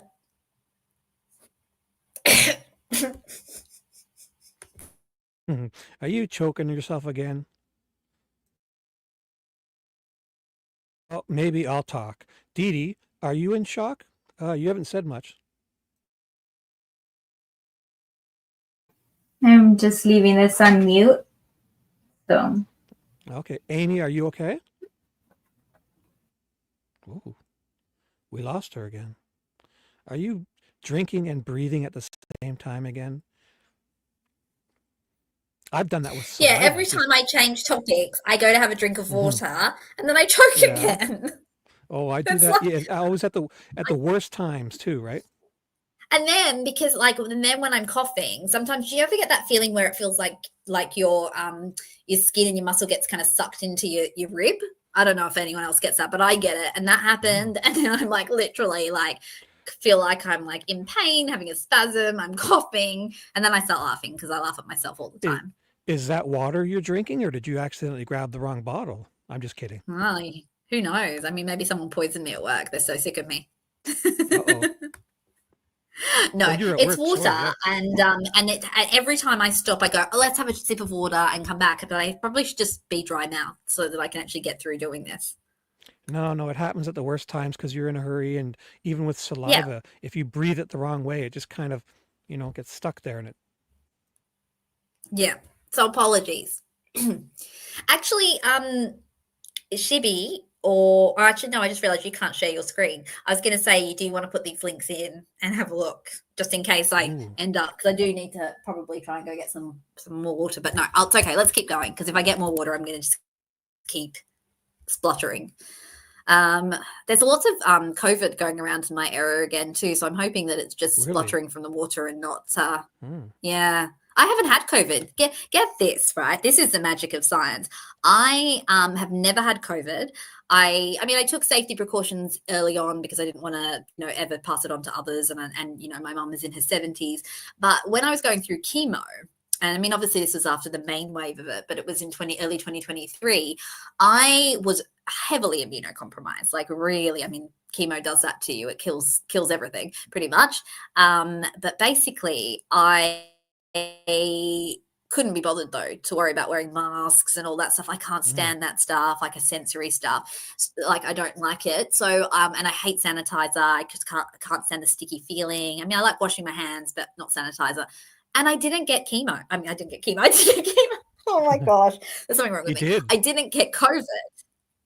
Right. Well, that hand sanitizer, sometimes people overuse it and make things worse, in my opinion, because it Maybe. can dry you out and Yeah. crack you out and leave you with your natural oils, which would most of the time protect you. So Yeah. overusing hand Yeah. sanitizer is not good neither. Yeah. Yeah.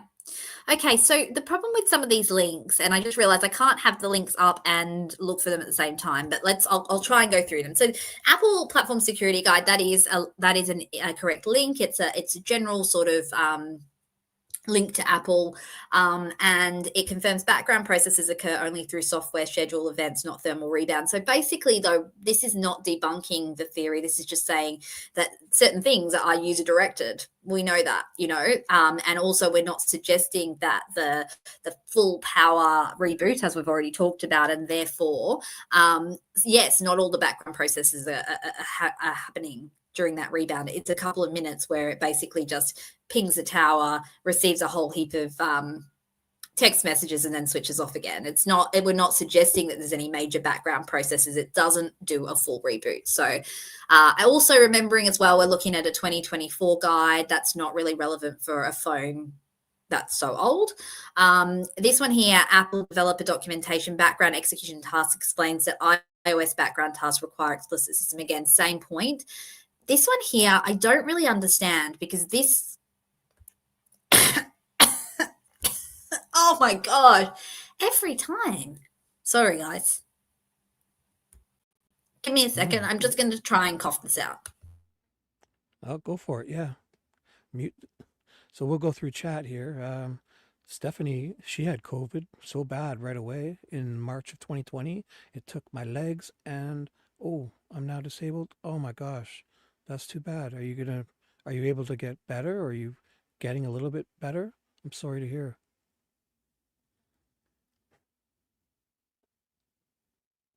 Dee Dee? Would you like to say anything? I would like to say, oh shit, are you serious, Stephanie? I'm so Yeah, that's sorry to hear that. terrible. That is terrible. Oh, yeah, I've heard of a few cases, like of people I know with long COVID. It's so sad. It's terrible. Well, hopefully with the advancements in technology, I've seen, you can have still a comfortable remainder of your life, and good luck to you. Yeah. Okay, I'm going to pull up this technical note. Give me a second. And I'm going to laugh at myself here because I have no idea what this technical note is about. So let's share it. But it's not about cold shock, and I don't think it's anything to do with what it's meant to be. So this again is probably an AI platform that's generated these links that is confabulating. But resident tech people in here, does anyone actually know what HFS plus volume is? Because that's what this technical note is about. Does this have anything to do with the cold shock theory? I couldn't get that it was, and because I don't really know what any of this stuff is. So I'll give you guys a minute to look at it and see if anybody understands what this is, because I don't understand it. I'm not even going to pretend. I did ask ChatGPT because, of course, that's where I go if I don't understand it. And ChatGPT said it's not related to cold shock. But again, I didn't do a deep dive into it. So we know we don't always believe what ChatGPT says at first. But if anyone does know, Shibby, you don't know? No, I'm trying to. I'm sure if I had I mean, like, a day or it's two like to it read looks like this, I might. gobbledygook to me. I've read it twice, I mean, and it's it's it ridiculous. sounds Like literally, I'm like, what is HFS plus? yeah, it sounds It like makes they're me feel very like inadequate. like how Windows does partitions and stuff.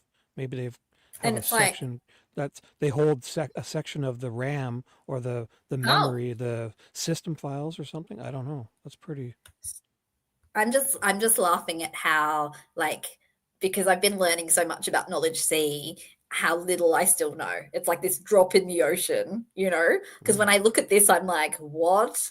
Here I am going, I'm getting this digital forensic stuff. Look at me, I'm doing really well. And then you remember, Well, and I guess this is the point we were raising before as well about expertise, because an expert is an expert in specific areas. And I think that was said in the chat too, it might have been Scott. But Scott's laughing, I think, at my silliness of not. I don't know. Do you know what this is, Scott? Because he might know. Maybe you laughing at the fact that I don't know what HFS plus is. Like, I don't know what that is. I mean, look at all of this. Bee trees. What are bee trees? that's it. We're gonna have to It's put like more so complicated. Hey, we're gonna have to put more agents on Scott. He's getting out of control here. So there's only 4 guys now in the Laughing at me. van. We're Well, gonna you know send what, Scott? 2 more. Scott, you can do a 10-page essay on HFS plus volume format if you know better. I have no bloody idea what this is. Anyway, we really need some sort of tech person to come and join our channel, because, like, honestly, I bloody have no clue. Knowledge C, it took me a month to get around. It already says no, not at all. Well, hey, let's put out the call. Who's a tech? Who do we know that's more technical like this? Let's find someone. I'll put it out. I have like HFS 95 plus subs. volume. I've never even heard of this before. So that's why I'm just literally laughing at myself about, like, how when I read this stuff, I just feel so silly. I have no idea what this is talking about. Well, So we're no hiring. We're digital looking for. forensic expert for me. We need an IT guy or girl, person. Hey, Nature Love. Lovely to see you.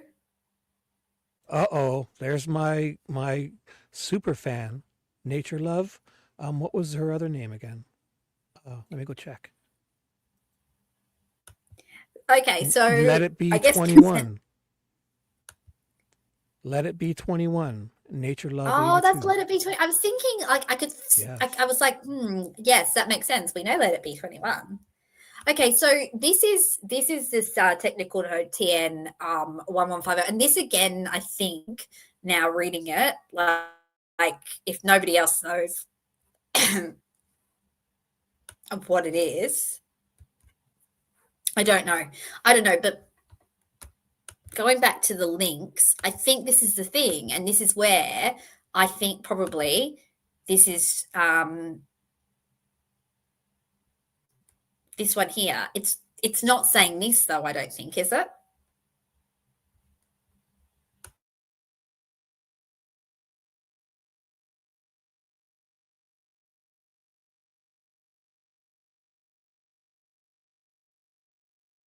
We're all stunned. I think we're all stunned. We're all like, okay, we have no idea about that stuff. So anyway, okay. Well, let's move on.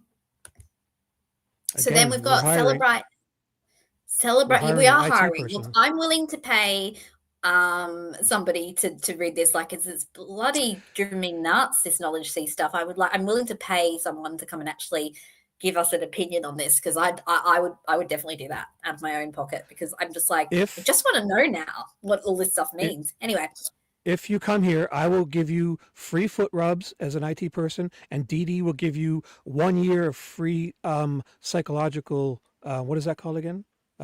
Therapy sessions. Right, Dee Dee? And yes. Amy G will give you 1 year of psychological problems listening to me go on and on and on and annoy you. Yes. And yeah. We're hiring. Yeah. Okay. Right. So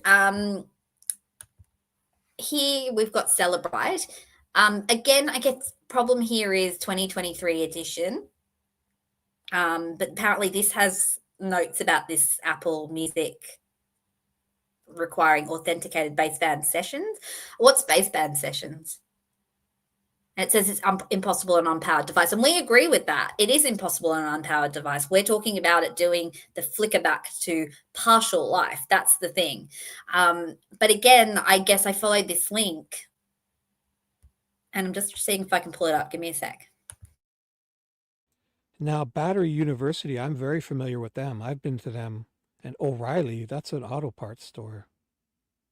iFixit also. These are all... I used to use these for jailbreaking. Yeah, recovering and interpret. Yeah, I used to use these because they would be where you can go download the free software to jailbreak phones and get tons of information that you couldn't do with iTunes. Those are good sites. This is not such a good site. 404 page not found.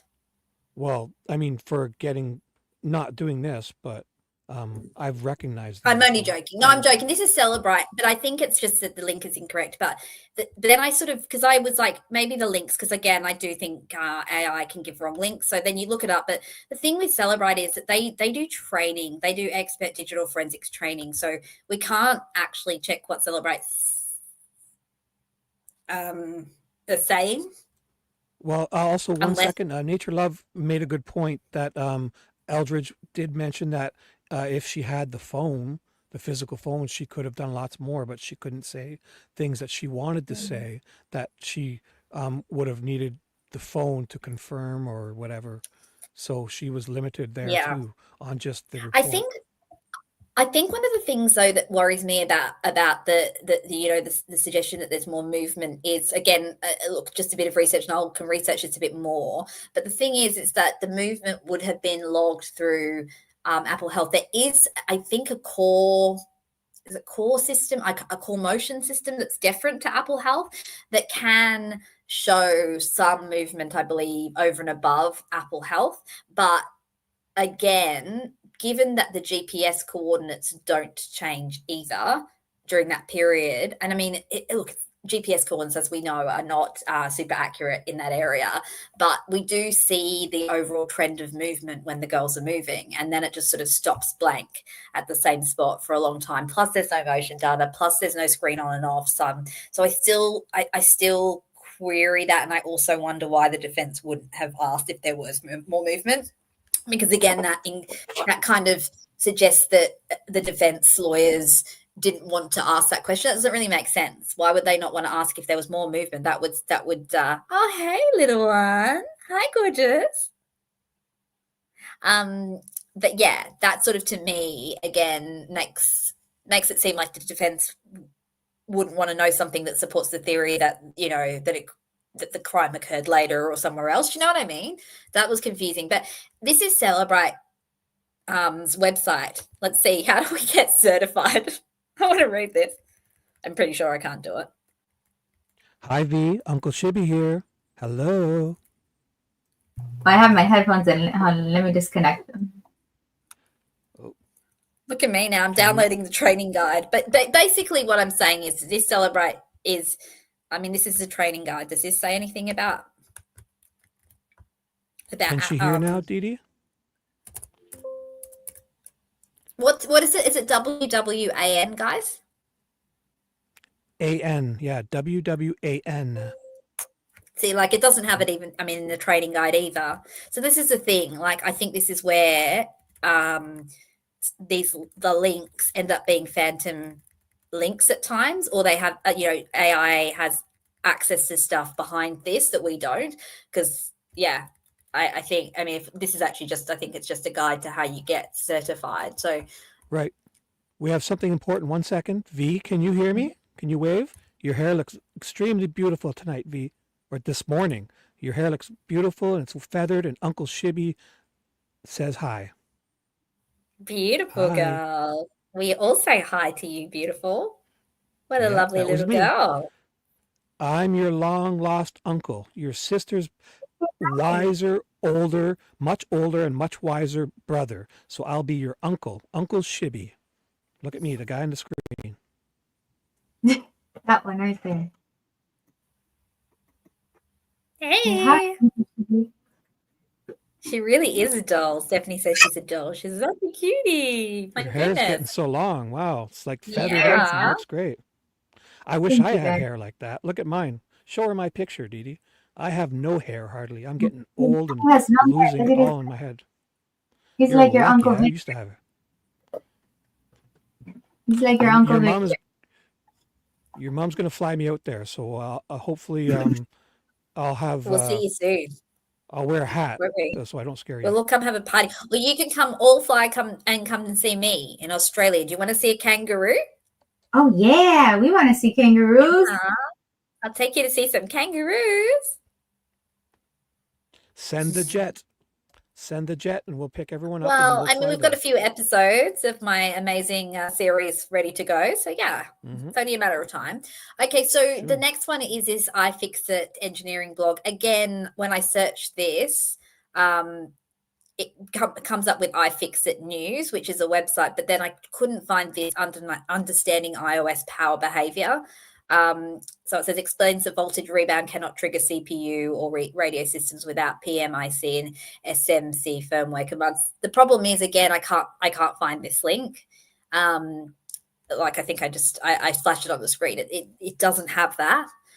So this one here, O'Reilly Media, again, couldn't find this. And if you go into this link, it's a book, I think. So it says it only transfer logs. I'm trying to find it. Sorry, guys. Give me a sec. I've got too many windows open as usual. But this is exactly what happens, I think, with links, right? And this is why whenever I do use AI to kind of support me and be my research partner, I will always try to go to the original source. I mean, we had this, I'm sure you had this too, Diddy, when you were writing, essays and your thesis, and I'm sure this happens outside of psychology too. But if you just go by even just the abstract sometimes and you don't read the full text article, you could miss some points that were useful or that actually weren't consistent, and so it's that same sort of thing where it's like just focusing on the abstract of a journal paper can give you the gist, but it can miss some of the detail. And I think this is what the issue is with AI. It gives you links that give you sometimes the gist, but in this case, it's actually not. Like it's giving things that are not related. It's giving things that are articles that don't exist, like the article that I wrote, apparently. And yeah, I think that's the biggest problem with this. And I guess I'm just calling out what AI does, and I've been the victim of this too. But the problem, oh my gosh, this throat. Sorry, guys. The problem, give me a second. I'm just trying to find this. Yeah, so I mean, like that's the thing. It's just so hard to find these different sites. So this is O'Reilly.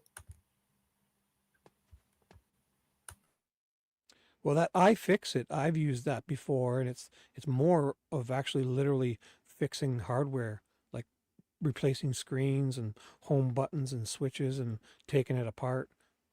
That's what I've used it for. Sorry, this person wants to chat with me now, whoever these people are. But yeah, I mean, and so then again, so to give it the benefit of the doubt, because maybe the initial link is incorrect, but like I then search it and it says, iPhone forensics book, which I think would probably be a useful book, but it's not available. So oh, this is so annoying. I hope this doesn't happen tomorrow in my life too. When you get that little tickle. But yeah, I mean, look, should I get this book off Amazon? Maybe I should. It's not got a good rating though, so maybe not. But I think this is a thing, and just to make everybody stretch their brains again, I'm going to find this last one because I had no idea what this one's about either. Let's see if one of you guys know. This feels like a really important like IQ test here for us because I have no idea what that is. Certainly do not feel very well informed about this. No, that looks more like one of those sites you should avoid. Like it looks very basic. I don't even want to read this. Yeah, sign in or purchase.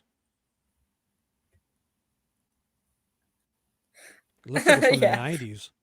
Right? Yours is. Doesn't it have an old feel to it? Someone wants to tell us what this is about. I have no bloody idea. And I have no interest in learning about this. Like, this doesn't seem interesting at all. No offense to people who like magnetics. This isn't going to help my cough when I laugh as well. Now I'm laughing and coughing. Well, look at the names. It must be in Portugal. Here we go, Didi. That's for sure. Didi, come back on microphone and explain. Onload back EMF of PMSM. Come on, Maxwell stress Didi. tensor. You've got a doctorate degree. You should know what this is about. PMS? Oh, the electromagnetic frequency of PMS, premenstrual. My daughter's starting to cry. What's going on? Using the Maxwell stress tensor? I actually think you might be right about what EMF is. Let's look it up. You might actually be Wait, the cleverest person here right now. I know. I have no idea. EMF pulse is electromagnetic frequency because I can see it's on. That's a ghost detector. You know, when you go to look for ghosts, they give you the little EMF machine. What's the extra M? What EMF was? I did not have a clue what EMF was. Okay, Scott, you tell us what it's about. He says it's not as bad as it sounds on first class. This looks like my hell. Like this is the sort of thing that I would have nightmares about if I ever had to study this. What on earth is this? Yes, Stephanie, I think I do need a hot tea. I'm hoping this isn't a cold because my nose is running a bit now too. And then I'm laughing and that doesn't help because look, this article just made me laugh at like how I literally am like, am I reading a different language? What is Maxwell stress tensor? I mean, it's got the sort of language I like and it's stress and PMS. I know those things, but I have no idea the rest of it. Well, the Maxwell stress tensor sounds like something for a bad knee or, a torn ligament. Oh, goodness. Okay, so that was an interesting one, actually. And no offense to the authors of that. I mean, they're very clever people because, like, honestly, I have no idea what they're talking about. I'm sure they do. But I will not ever try to be an expert in magnetism or something? Magnetics. Electromagnetism. Okay, right, ChatGPT is telling me what it is. Did you guys figure it out? Tell us what it is. The Maxwell stress tensor is a concept from electromagnetism that helps describe how electric and magnetic fields exert mechanical forces on matter.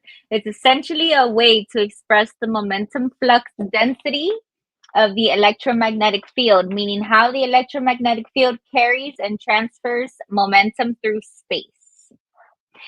Where's Nana G? Yeah, I know. I need Nana G, but I mean, it seems like Scott understands it. So it's about signals. So is that related to like cell phone signals?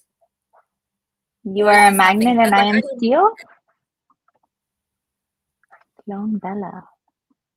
is it that's like, I'm trying to think like cold shock theory, we're talking about signals. Is it related to that?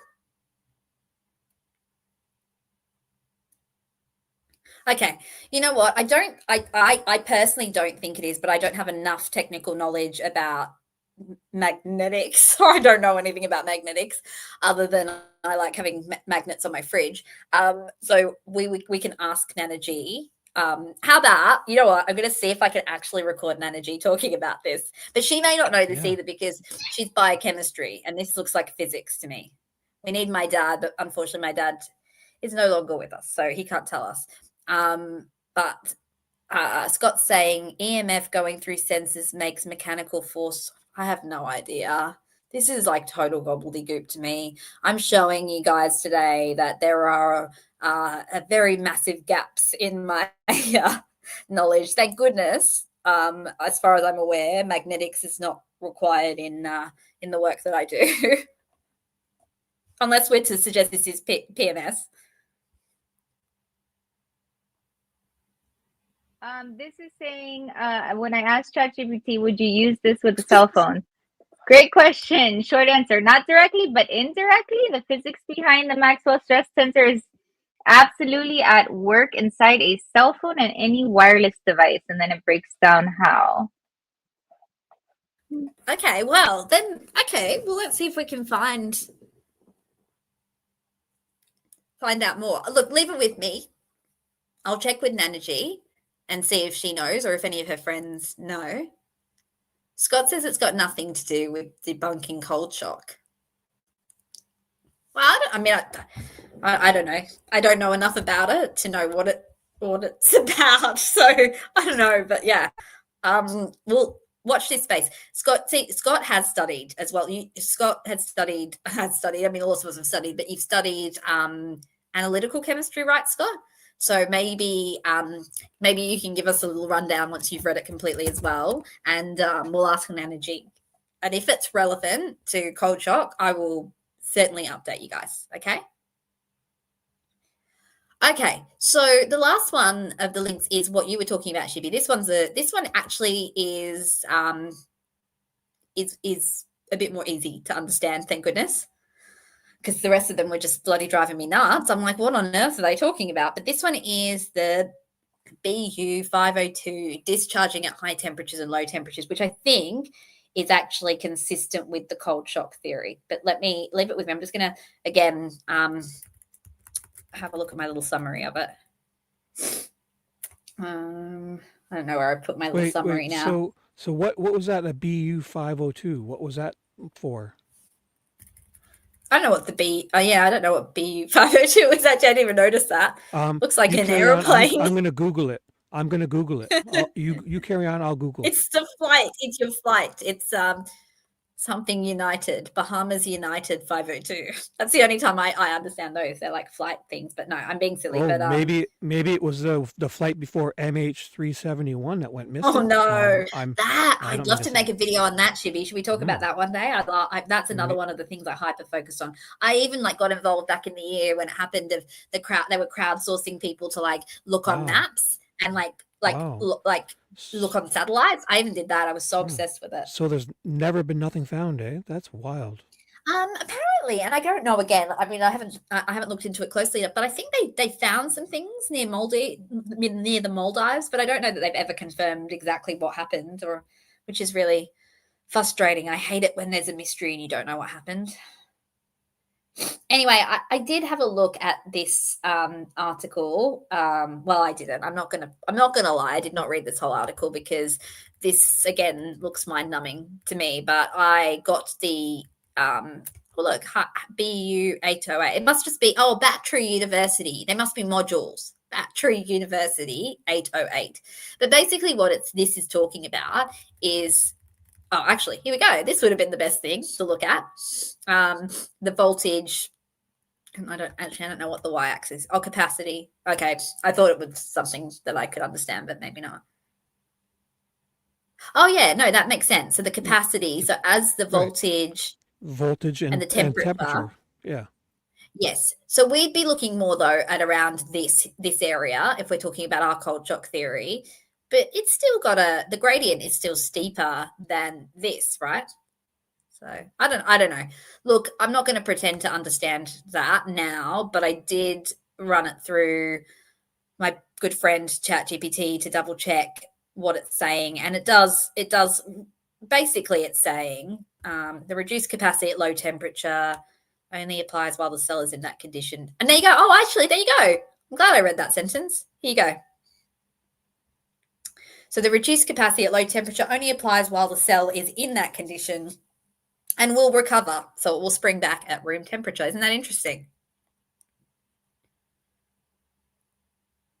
So basically, that's kind of similar to what we're saying. Of course, I mentioned this before. I was saying that I'd heard anecdotally people saying that the battery jumped back up once they were in warmer conditions again. But this is now Battery University that's doing this. I'm assuming this is from some sort of research paper.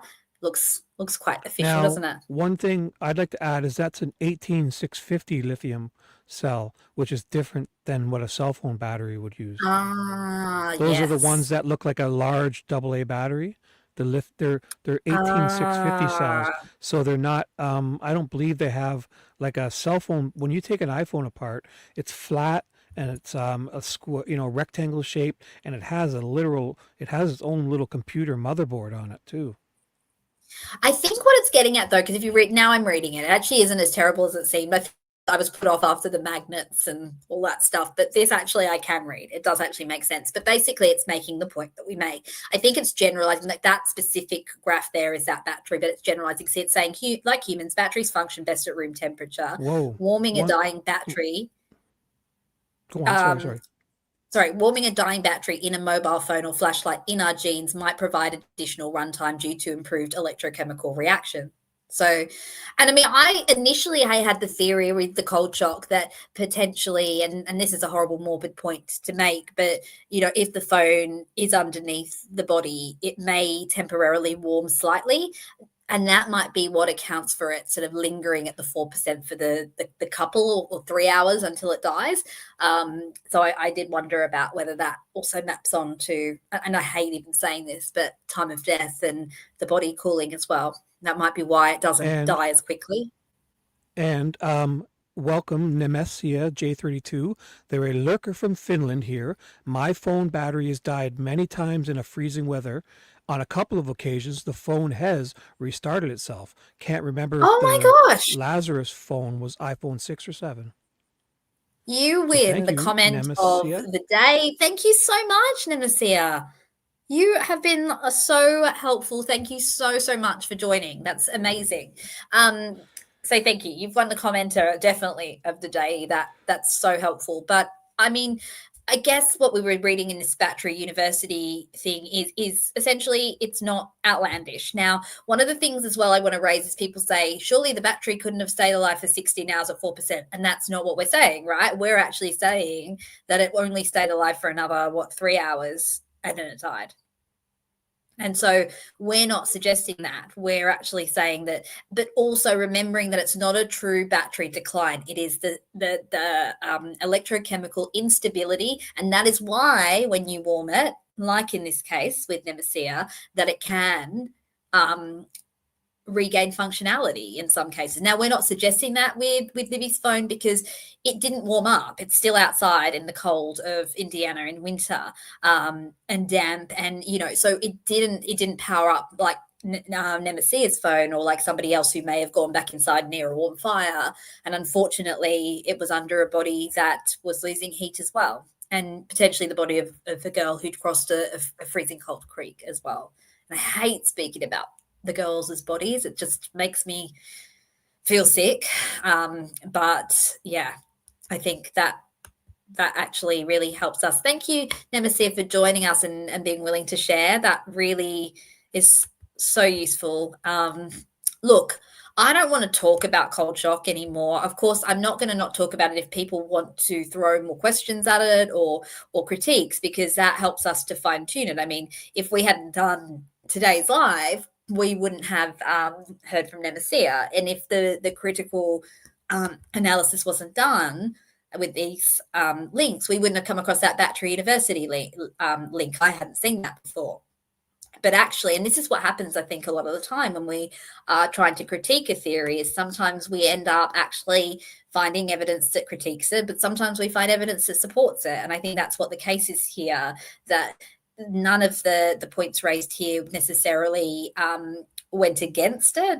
One of them at least, or one of these links at least, actually is in line with what we're saying. And yes, we don't have a firm peer-reviewed research article on the fact that it can, flicker back to do these sort of partial, not a full reboot, but partial kind of ability to connect to the tower, I suppose. Not partial connection, but you know what I mean. The partial, I don't know what to call it anymore. I'm tired. It's nearly 11 o'clock, so I'm just losing my word. But I think we don't have a peer-reviewed study on that. We have Nemesia's wonderful post. I think Diana missed that, and I took it off the screen, but Nemesia said that this has actually happened to their phone, that it's powered off due to cold and then switched back on.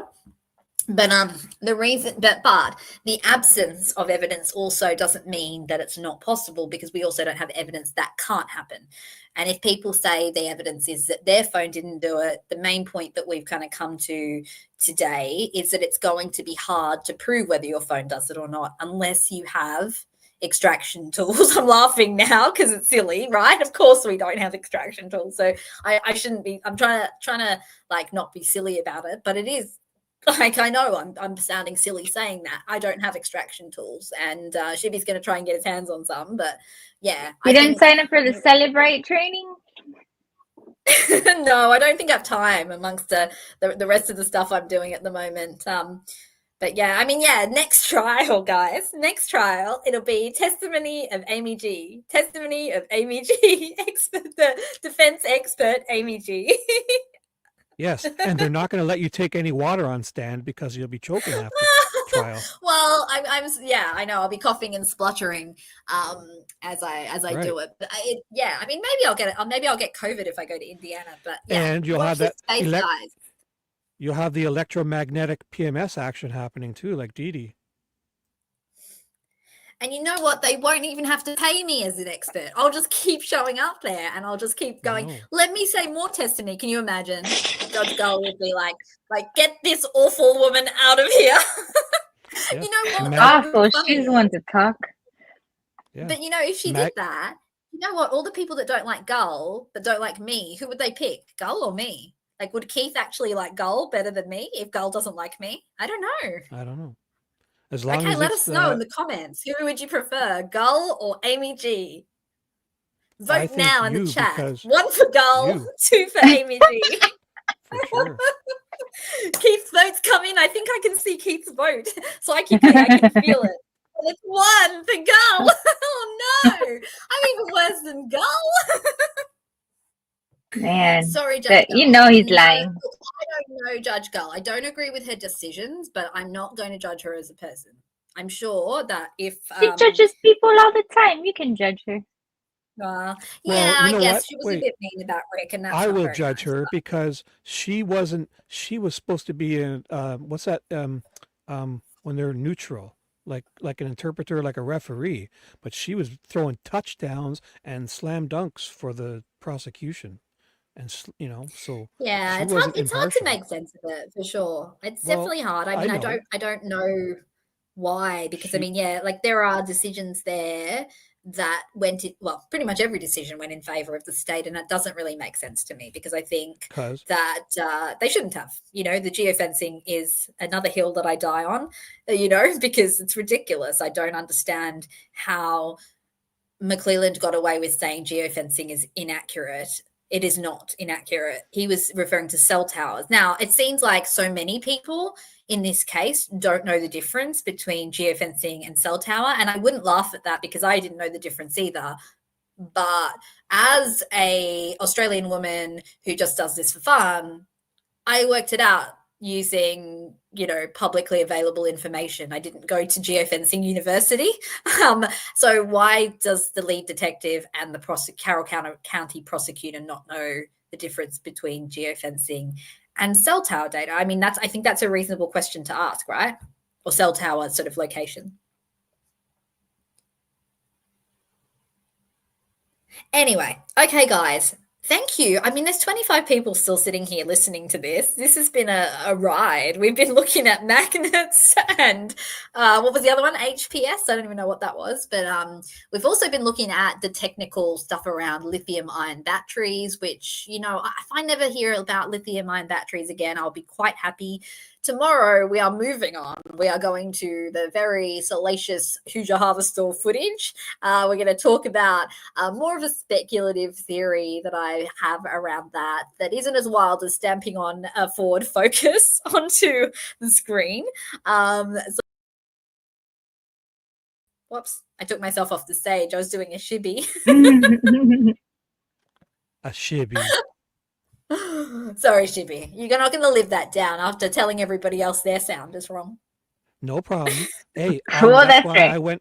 I went and bought a new mic. But also, I don't know what that was yesterday or the other day, but yeah, there was some kind of feedback coming through because There was, wasn't there? Yeah. I listened back Yeah. to it, and but my room, I didn't have any background. Like I had everything off. It was totally It silent was the here. So electromagnetic field. That's what I was Yeah. about to say. Do you have an It was- EMF yep. reader around it you? was either that or my ovaries were acting up. One of the two.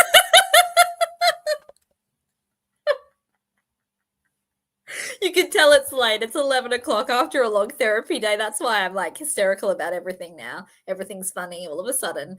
I think we are funny though. I do think this So- is, we should do a comedy show. No problem. As long as when somebody chokes on water, we call it an Amy.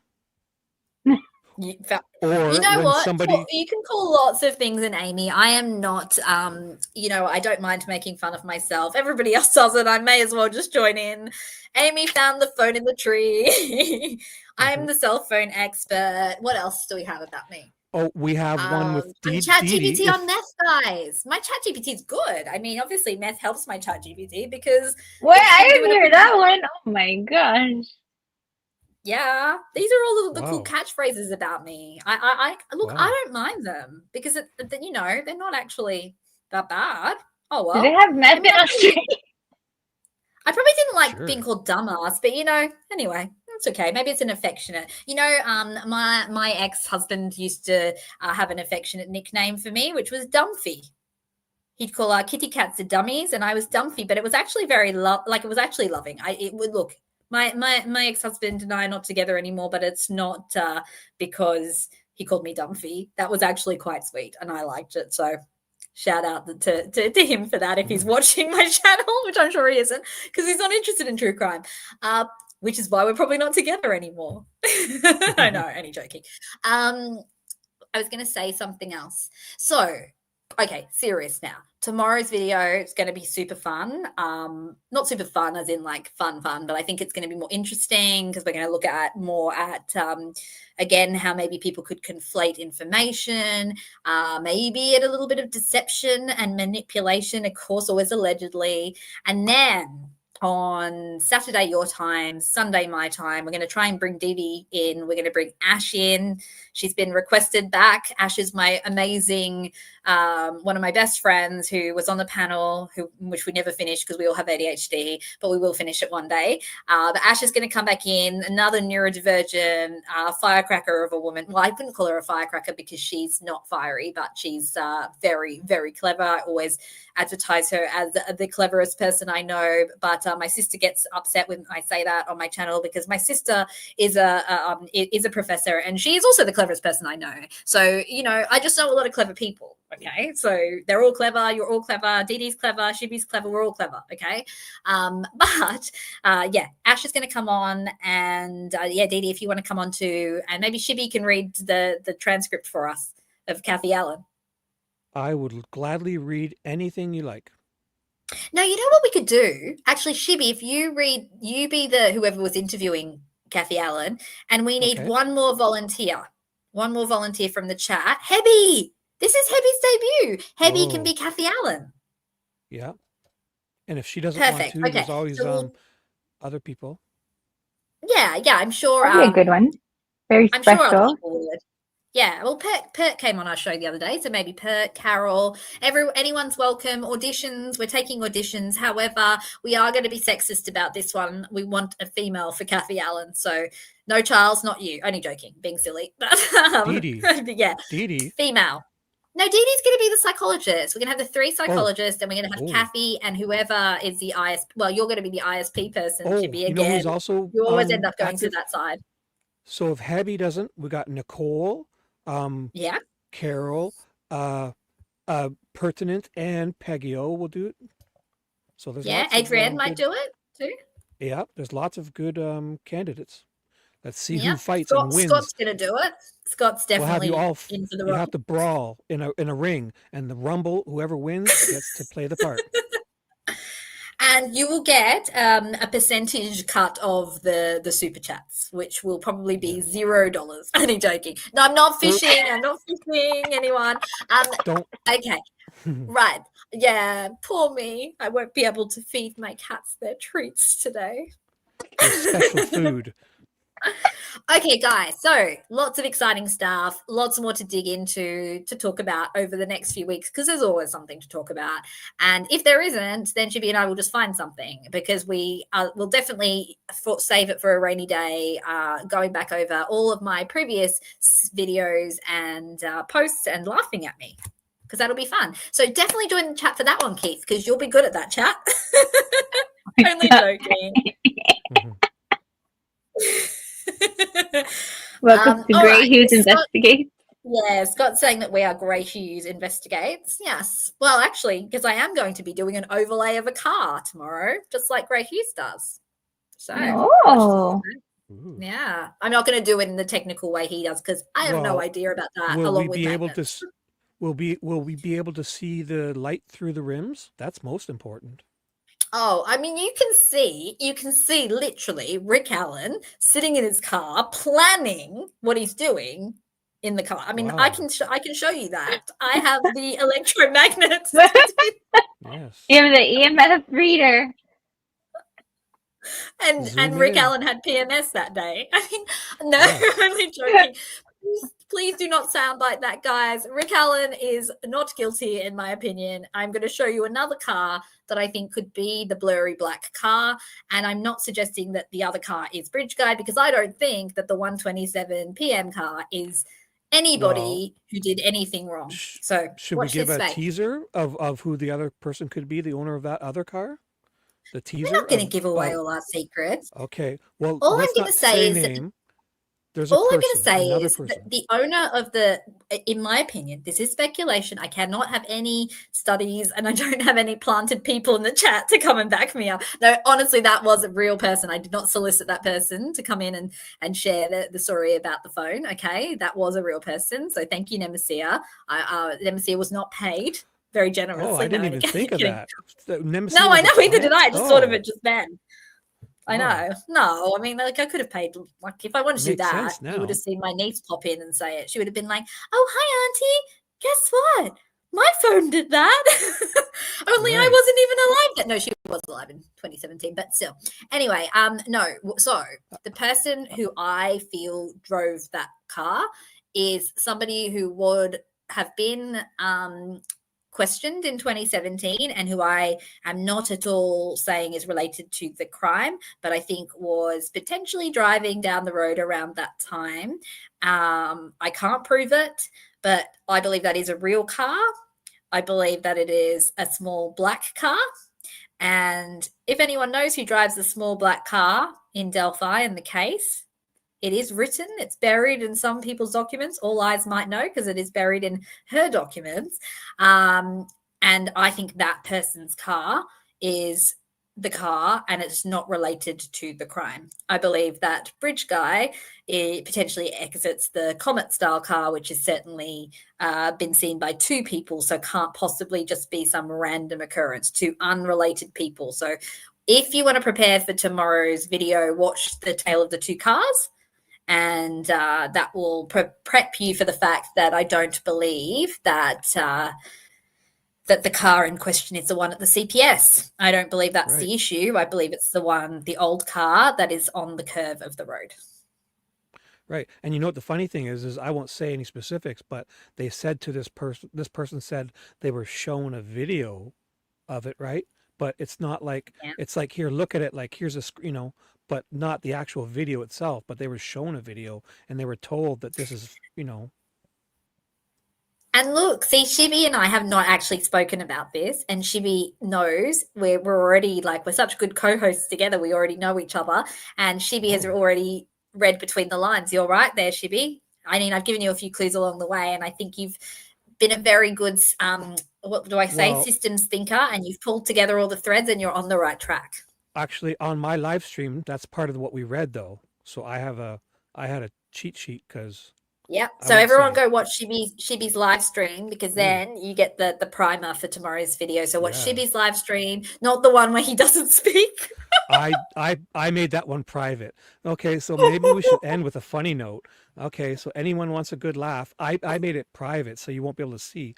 But tonight I did my first live stream before the one I just made, and I talked for a half an hour, but I didn't put myself on stage. So it's like I had my microphone muted because you couldn't hear my voice. So every few minutes I played some sound effects after I made a joke. I spilled my guts for 30 something minutes.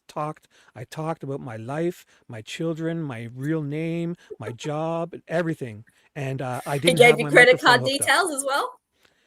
Pretty much everything. And they couldn't hear my voice, and I didn't And find out till after. He confessed to many crimes, and luckily, maybe it's better I wasn't on mic, but anyways, it was an epic fail, and I've made it private so you can't know all about it. And look at Nemesia doing a funny too here. Do you want to know the proof of why Nemesia is not my little niece? Nemesia, you naughty person. You've been talking to Scott. Because my niece doesn't call me auntie. Ha ha ha ha ha. She has a different name for me. So that's the proof, guys. Go check it out in the Magnet Journal. That's a red herring. That's intentional. Sorry. Thank you, Nemesia, though. You did a great job sharing your own personal experience. I love that when we share personal experiences. The other day, Didi, you missed a wonderful live stream where it turned into almost like a little group discussion about how people's lives can end up leading them into difficult places. When we're talking about TJ and I were definitely on the same idea around and I know you'd be of the same opinion, Didi, that people who are in jail are not monsters. They're people who've had really rough lives, and there are reasons that people end up in those situations. So it was a lovely chat. So that was a more serious note. It was beautiful. So we're going to do more psychology related stuff. I'm sure Didi will love to join those discussions, and we'll actually let her speak that time. Maybe it's something I'll actually have some experience about. But you guys, I have not been catching. I mean, I'm sorry, I have been a little bit lost, and I need to catch up on what's been going on lately. I mean, you're spitting out these videos like boom, boom, boom, like one after the other.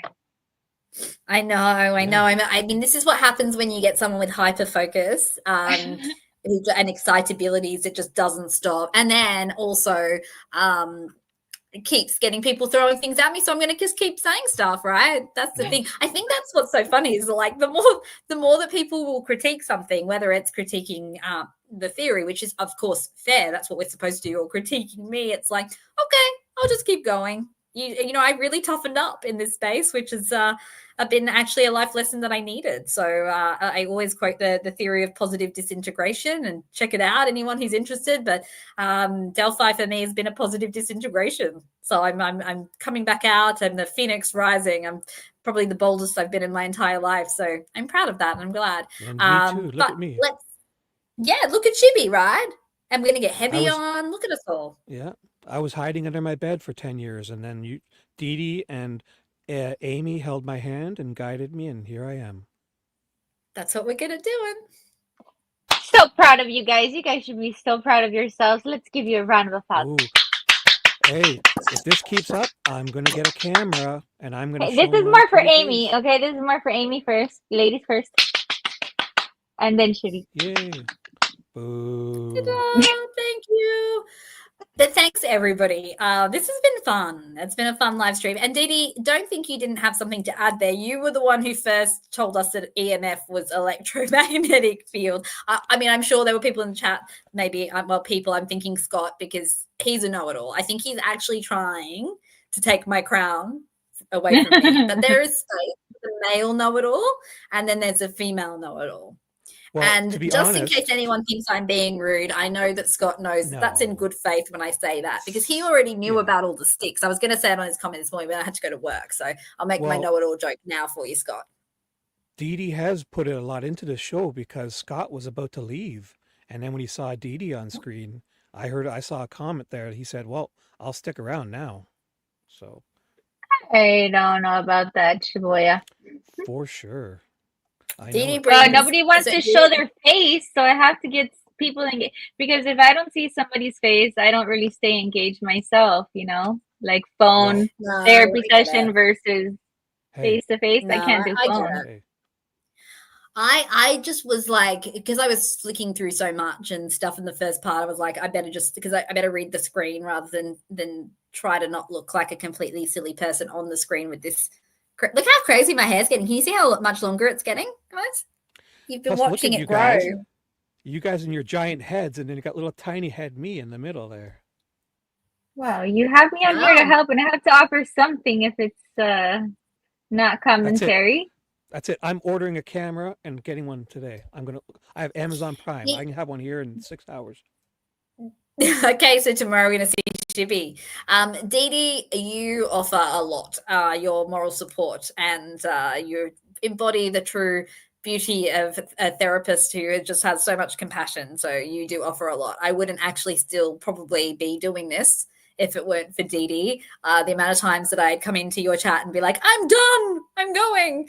But yeah, so Yeah. don't sell yourself short. You are the reason that I'm doing this channel, and yeah. So love you, Well, hey, and love you too, yeah. Shibby. You really helped me Thank too. you. Thank you. And love everybody in the chat. Even Scott, when he steals our mods and does naughty things. No, we like Scott. Scott, thank you so much too. Lots of moral support, even though Scott is, I won't call you, but shall I? A guilter. He is a guilter. Oh, what percentage are you at, Scott? Are you still Alas, at, what he was said it? he went up. He said he went up. What? What are you at, I know. Scott? Put it in chat. What's the percentage, Scott?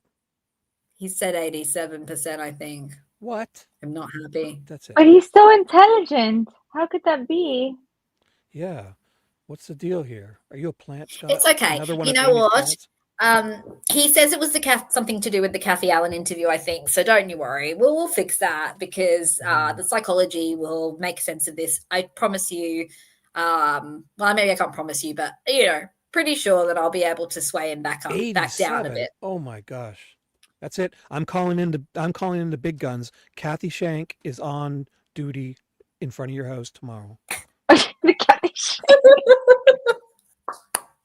Kathy Shank That's is in it. every one of our shows. You know what we should do? We should have Kathy Shank's picture in the corner and have it That's like it. an animation that pops up at the end. Yeah. And Oh hover no, over a Kathy picture of Shank. Scott. Okay, vote 1 for Kathy Shank, vote 2 for Shibby Boss McClellan, and 3 for Mullins. Oh, and Holman. Gosh, how could I forget the most popular people? And Gull. So many to choose from. Yeah, anyway, okay, guys, look, it's 11:18 here. I'm still at work in my clinic, so I'm gonna pack up and go home. I'm gonna try and drink some water without coughing, and I'll see you guys bright and early. It's only like 10 and a half hours till I see you again. Shibby, Dee Dee, you'll probably be working still. You better go get to sleep, young lady. I'm gonna get home, have a shower, get a little Spooky's had a haircut, so he'll be on with us tomorrow with his shorter hair. Kai will be in sharing his commentary. I hope he's better at looking at digital camera footage than he was at understanding Snapchat. But anyway, Awesome. I Well, look forward to it. thank you, Amy. Bye. Thank you for Thanks, joining, Libby. guys. See you guys. Bye. Good night, guys.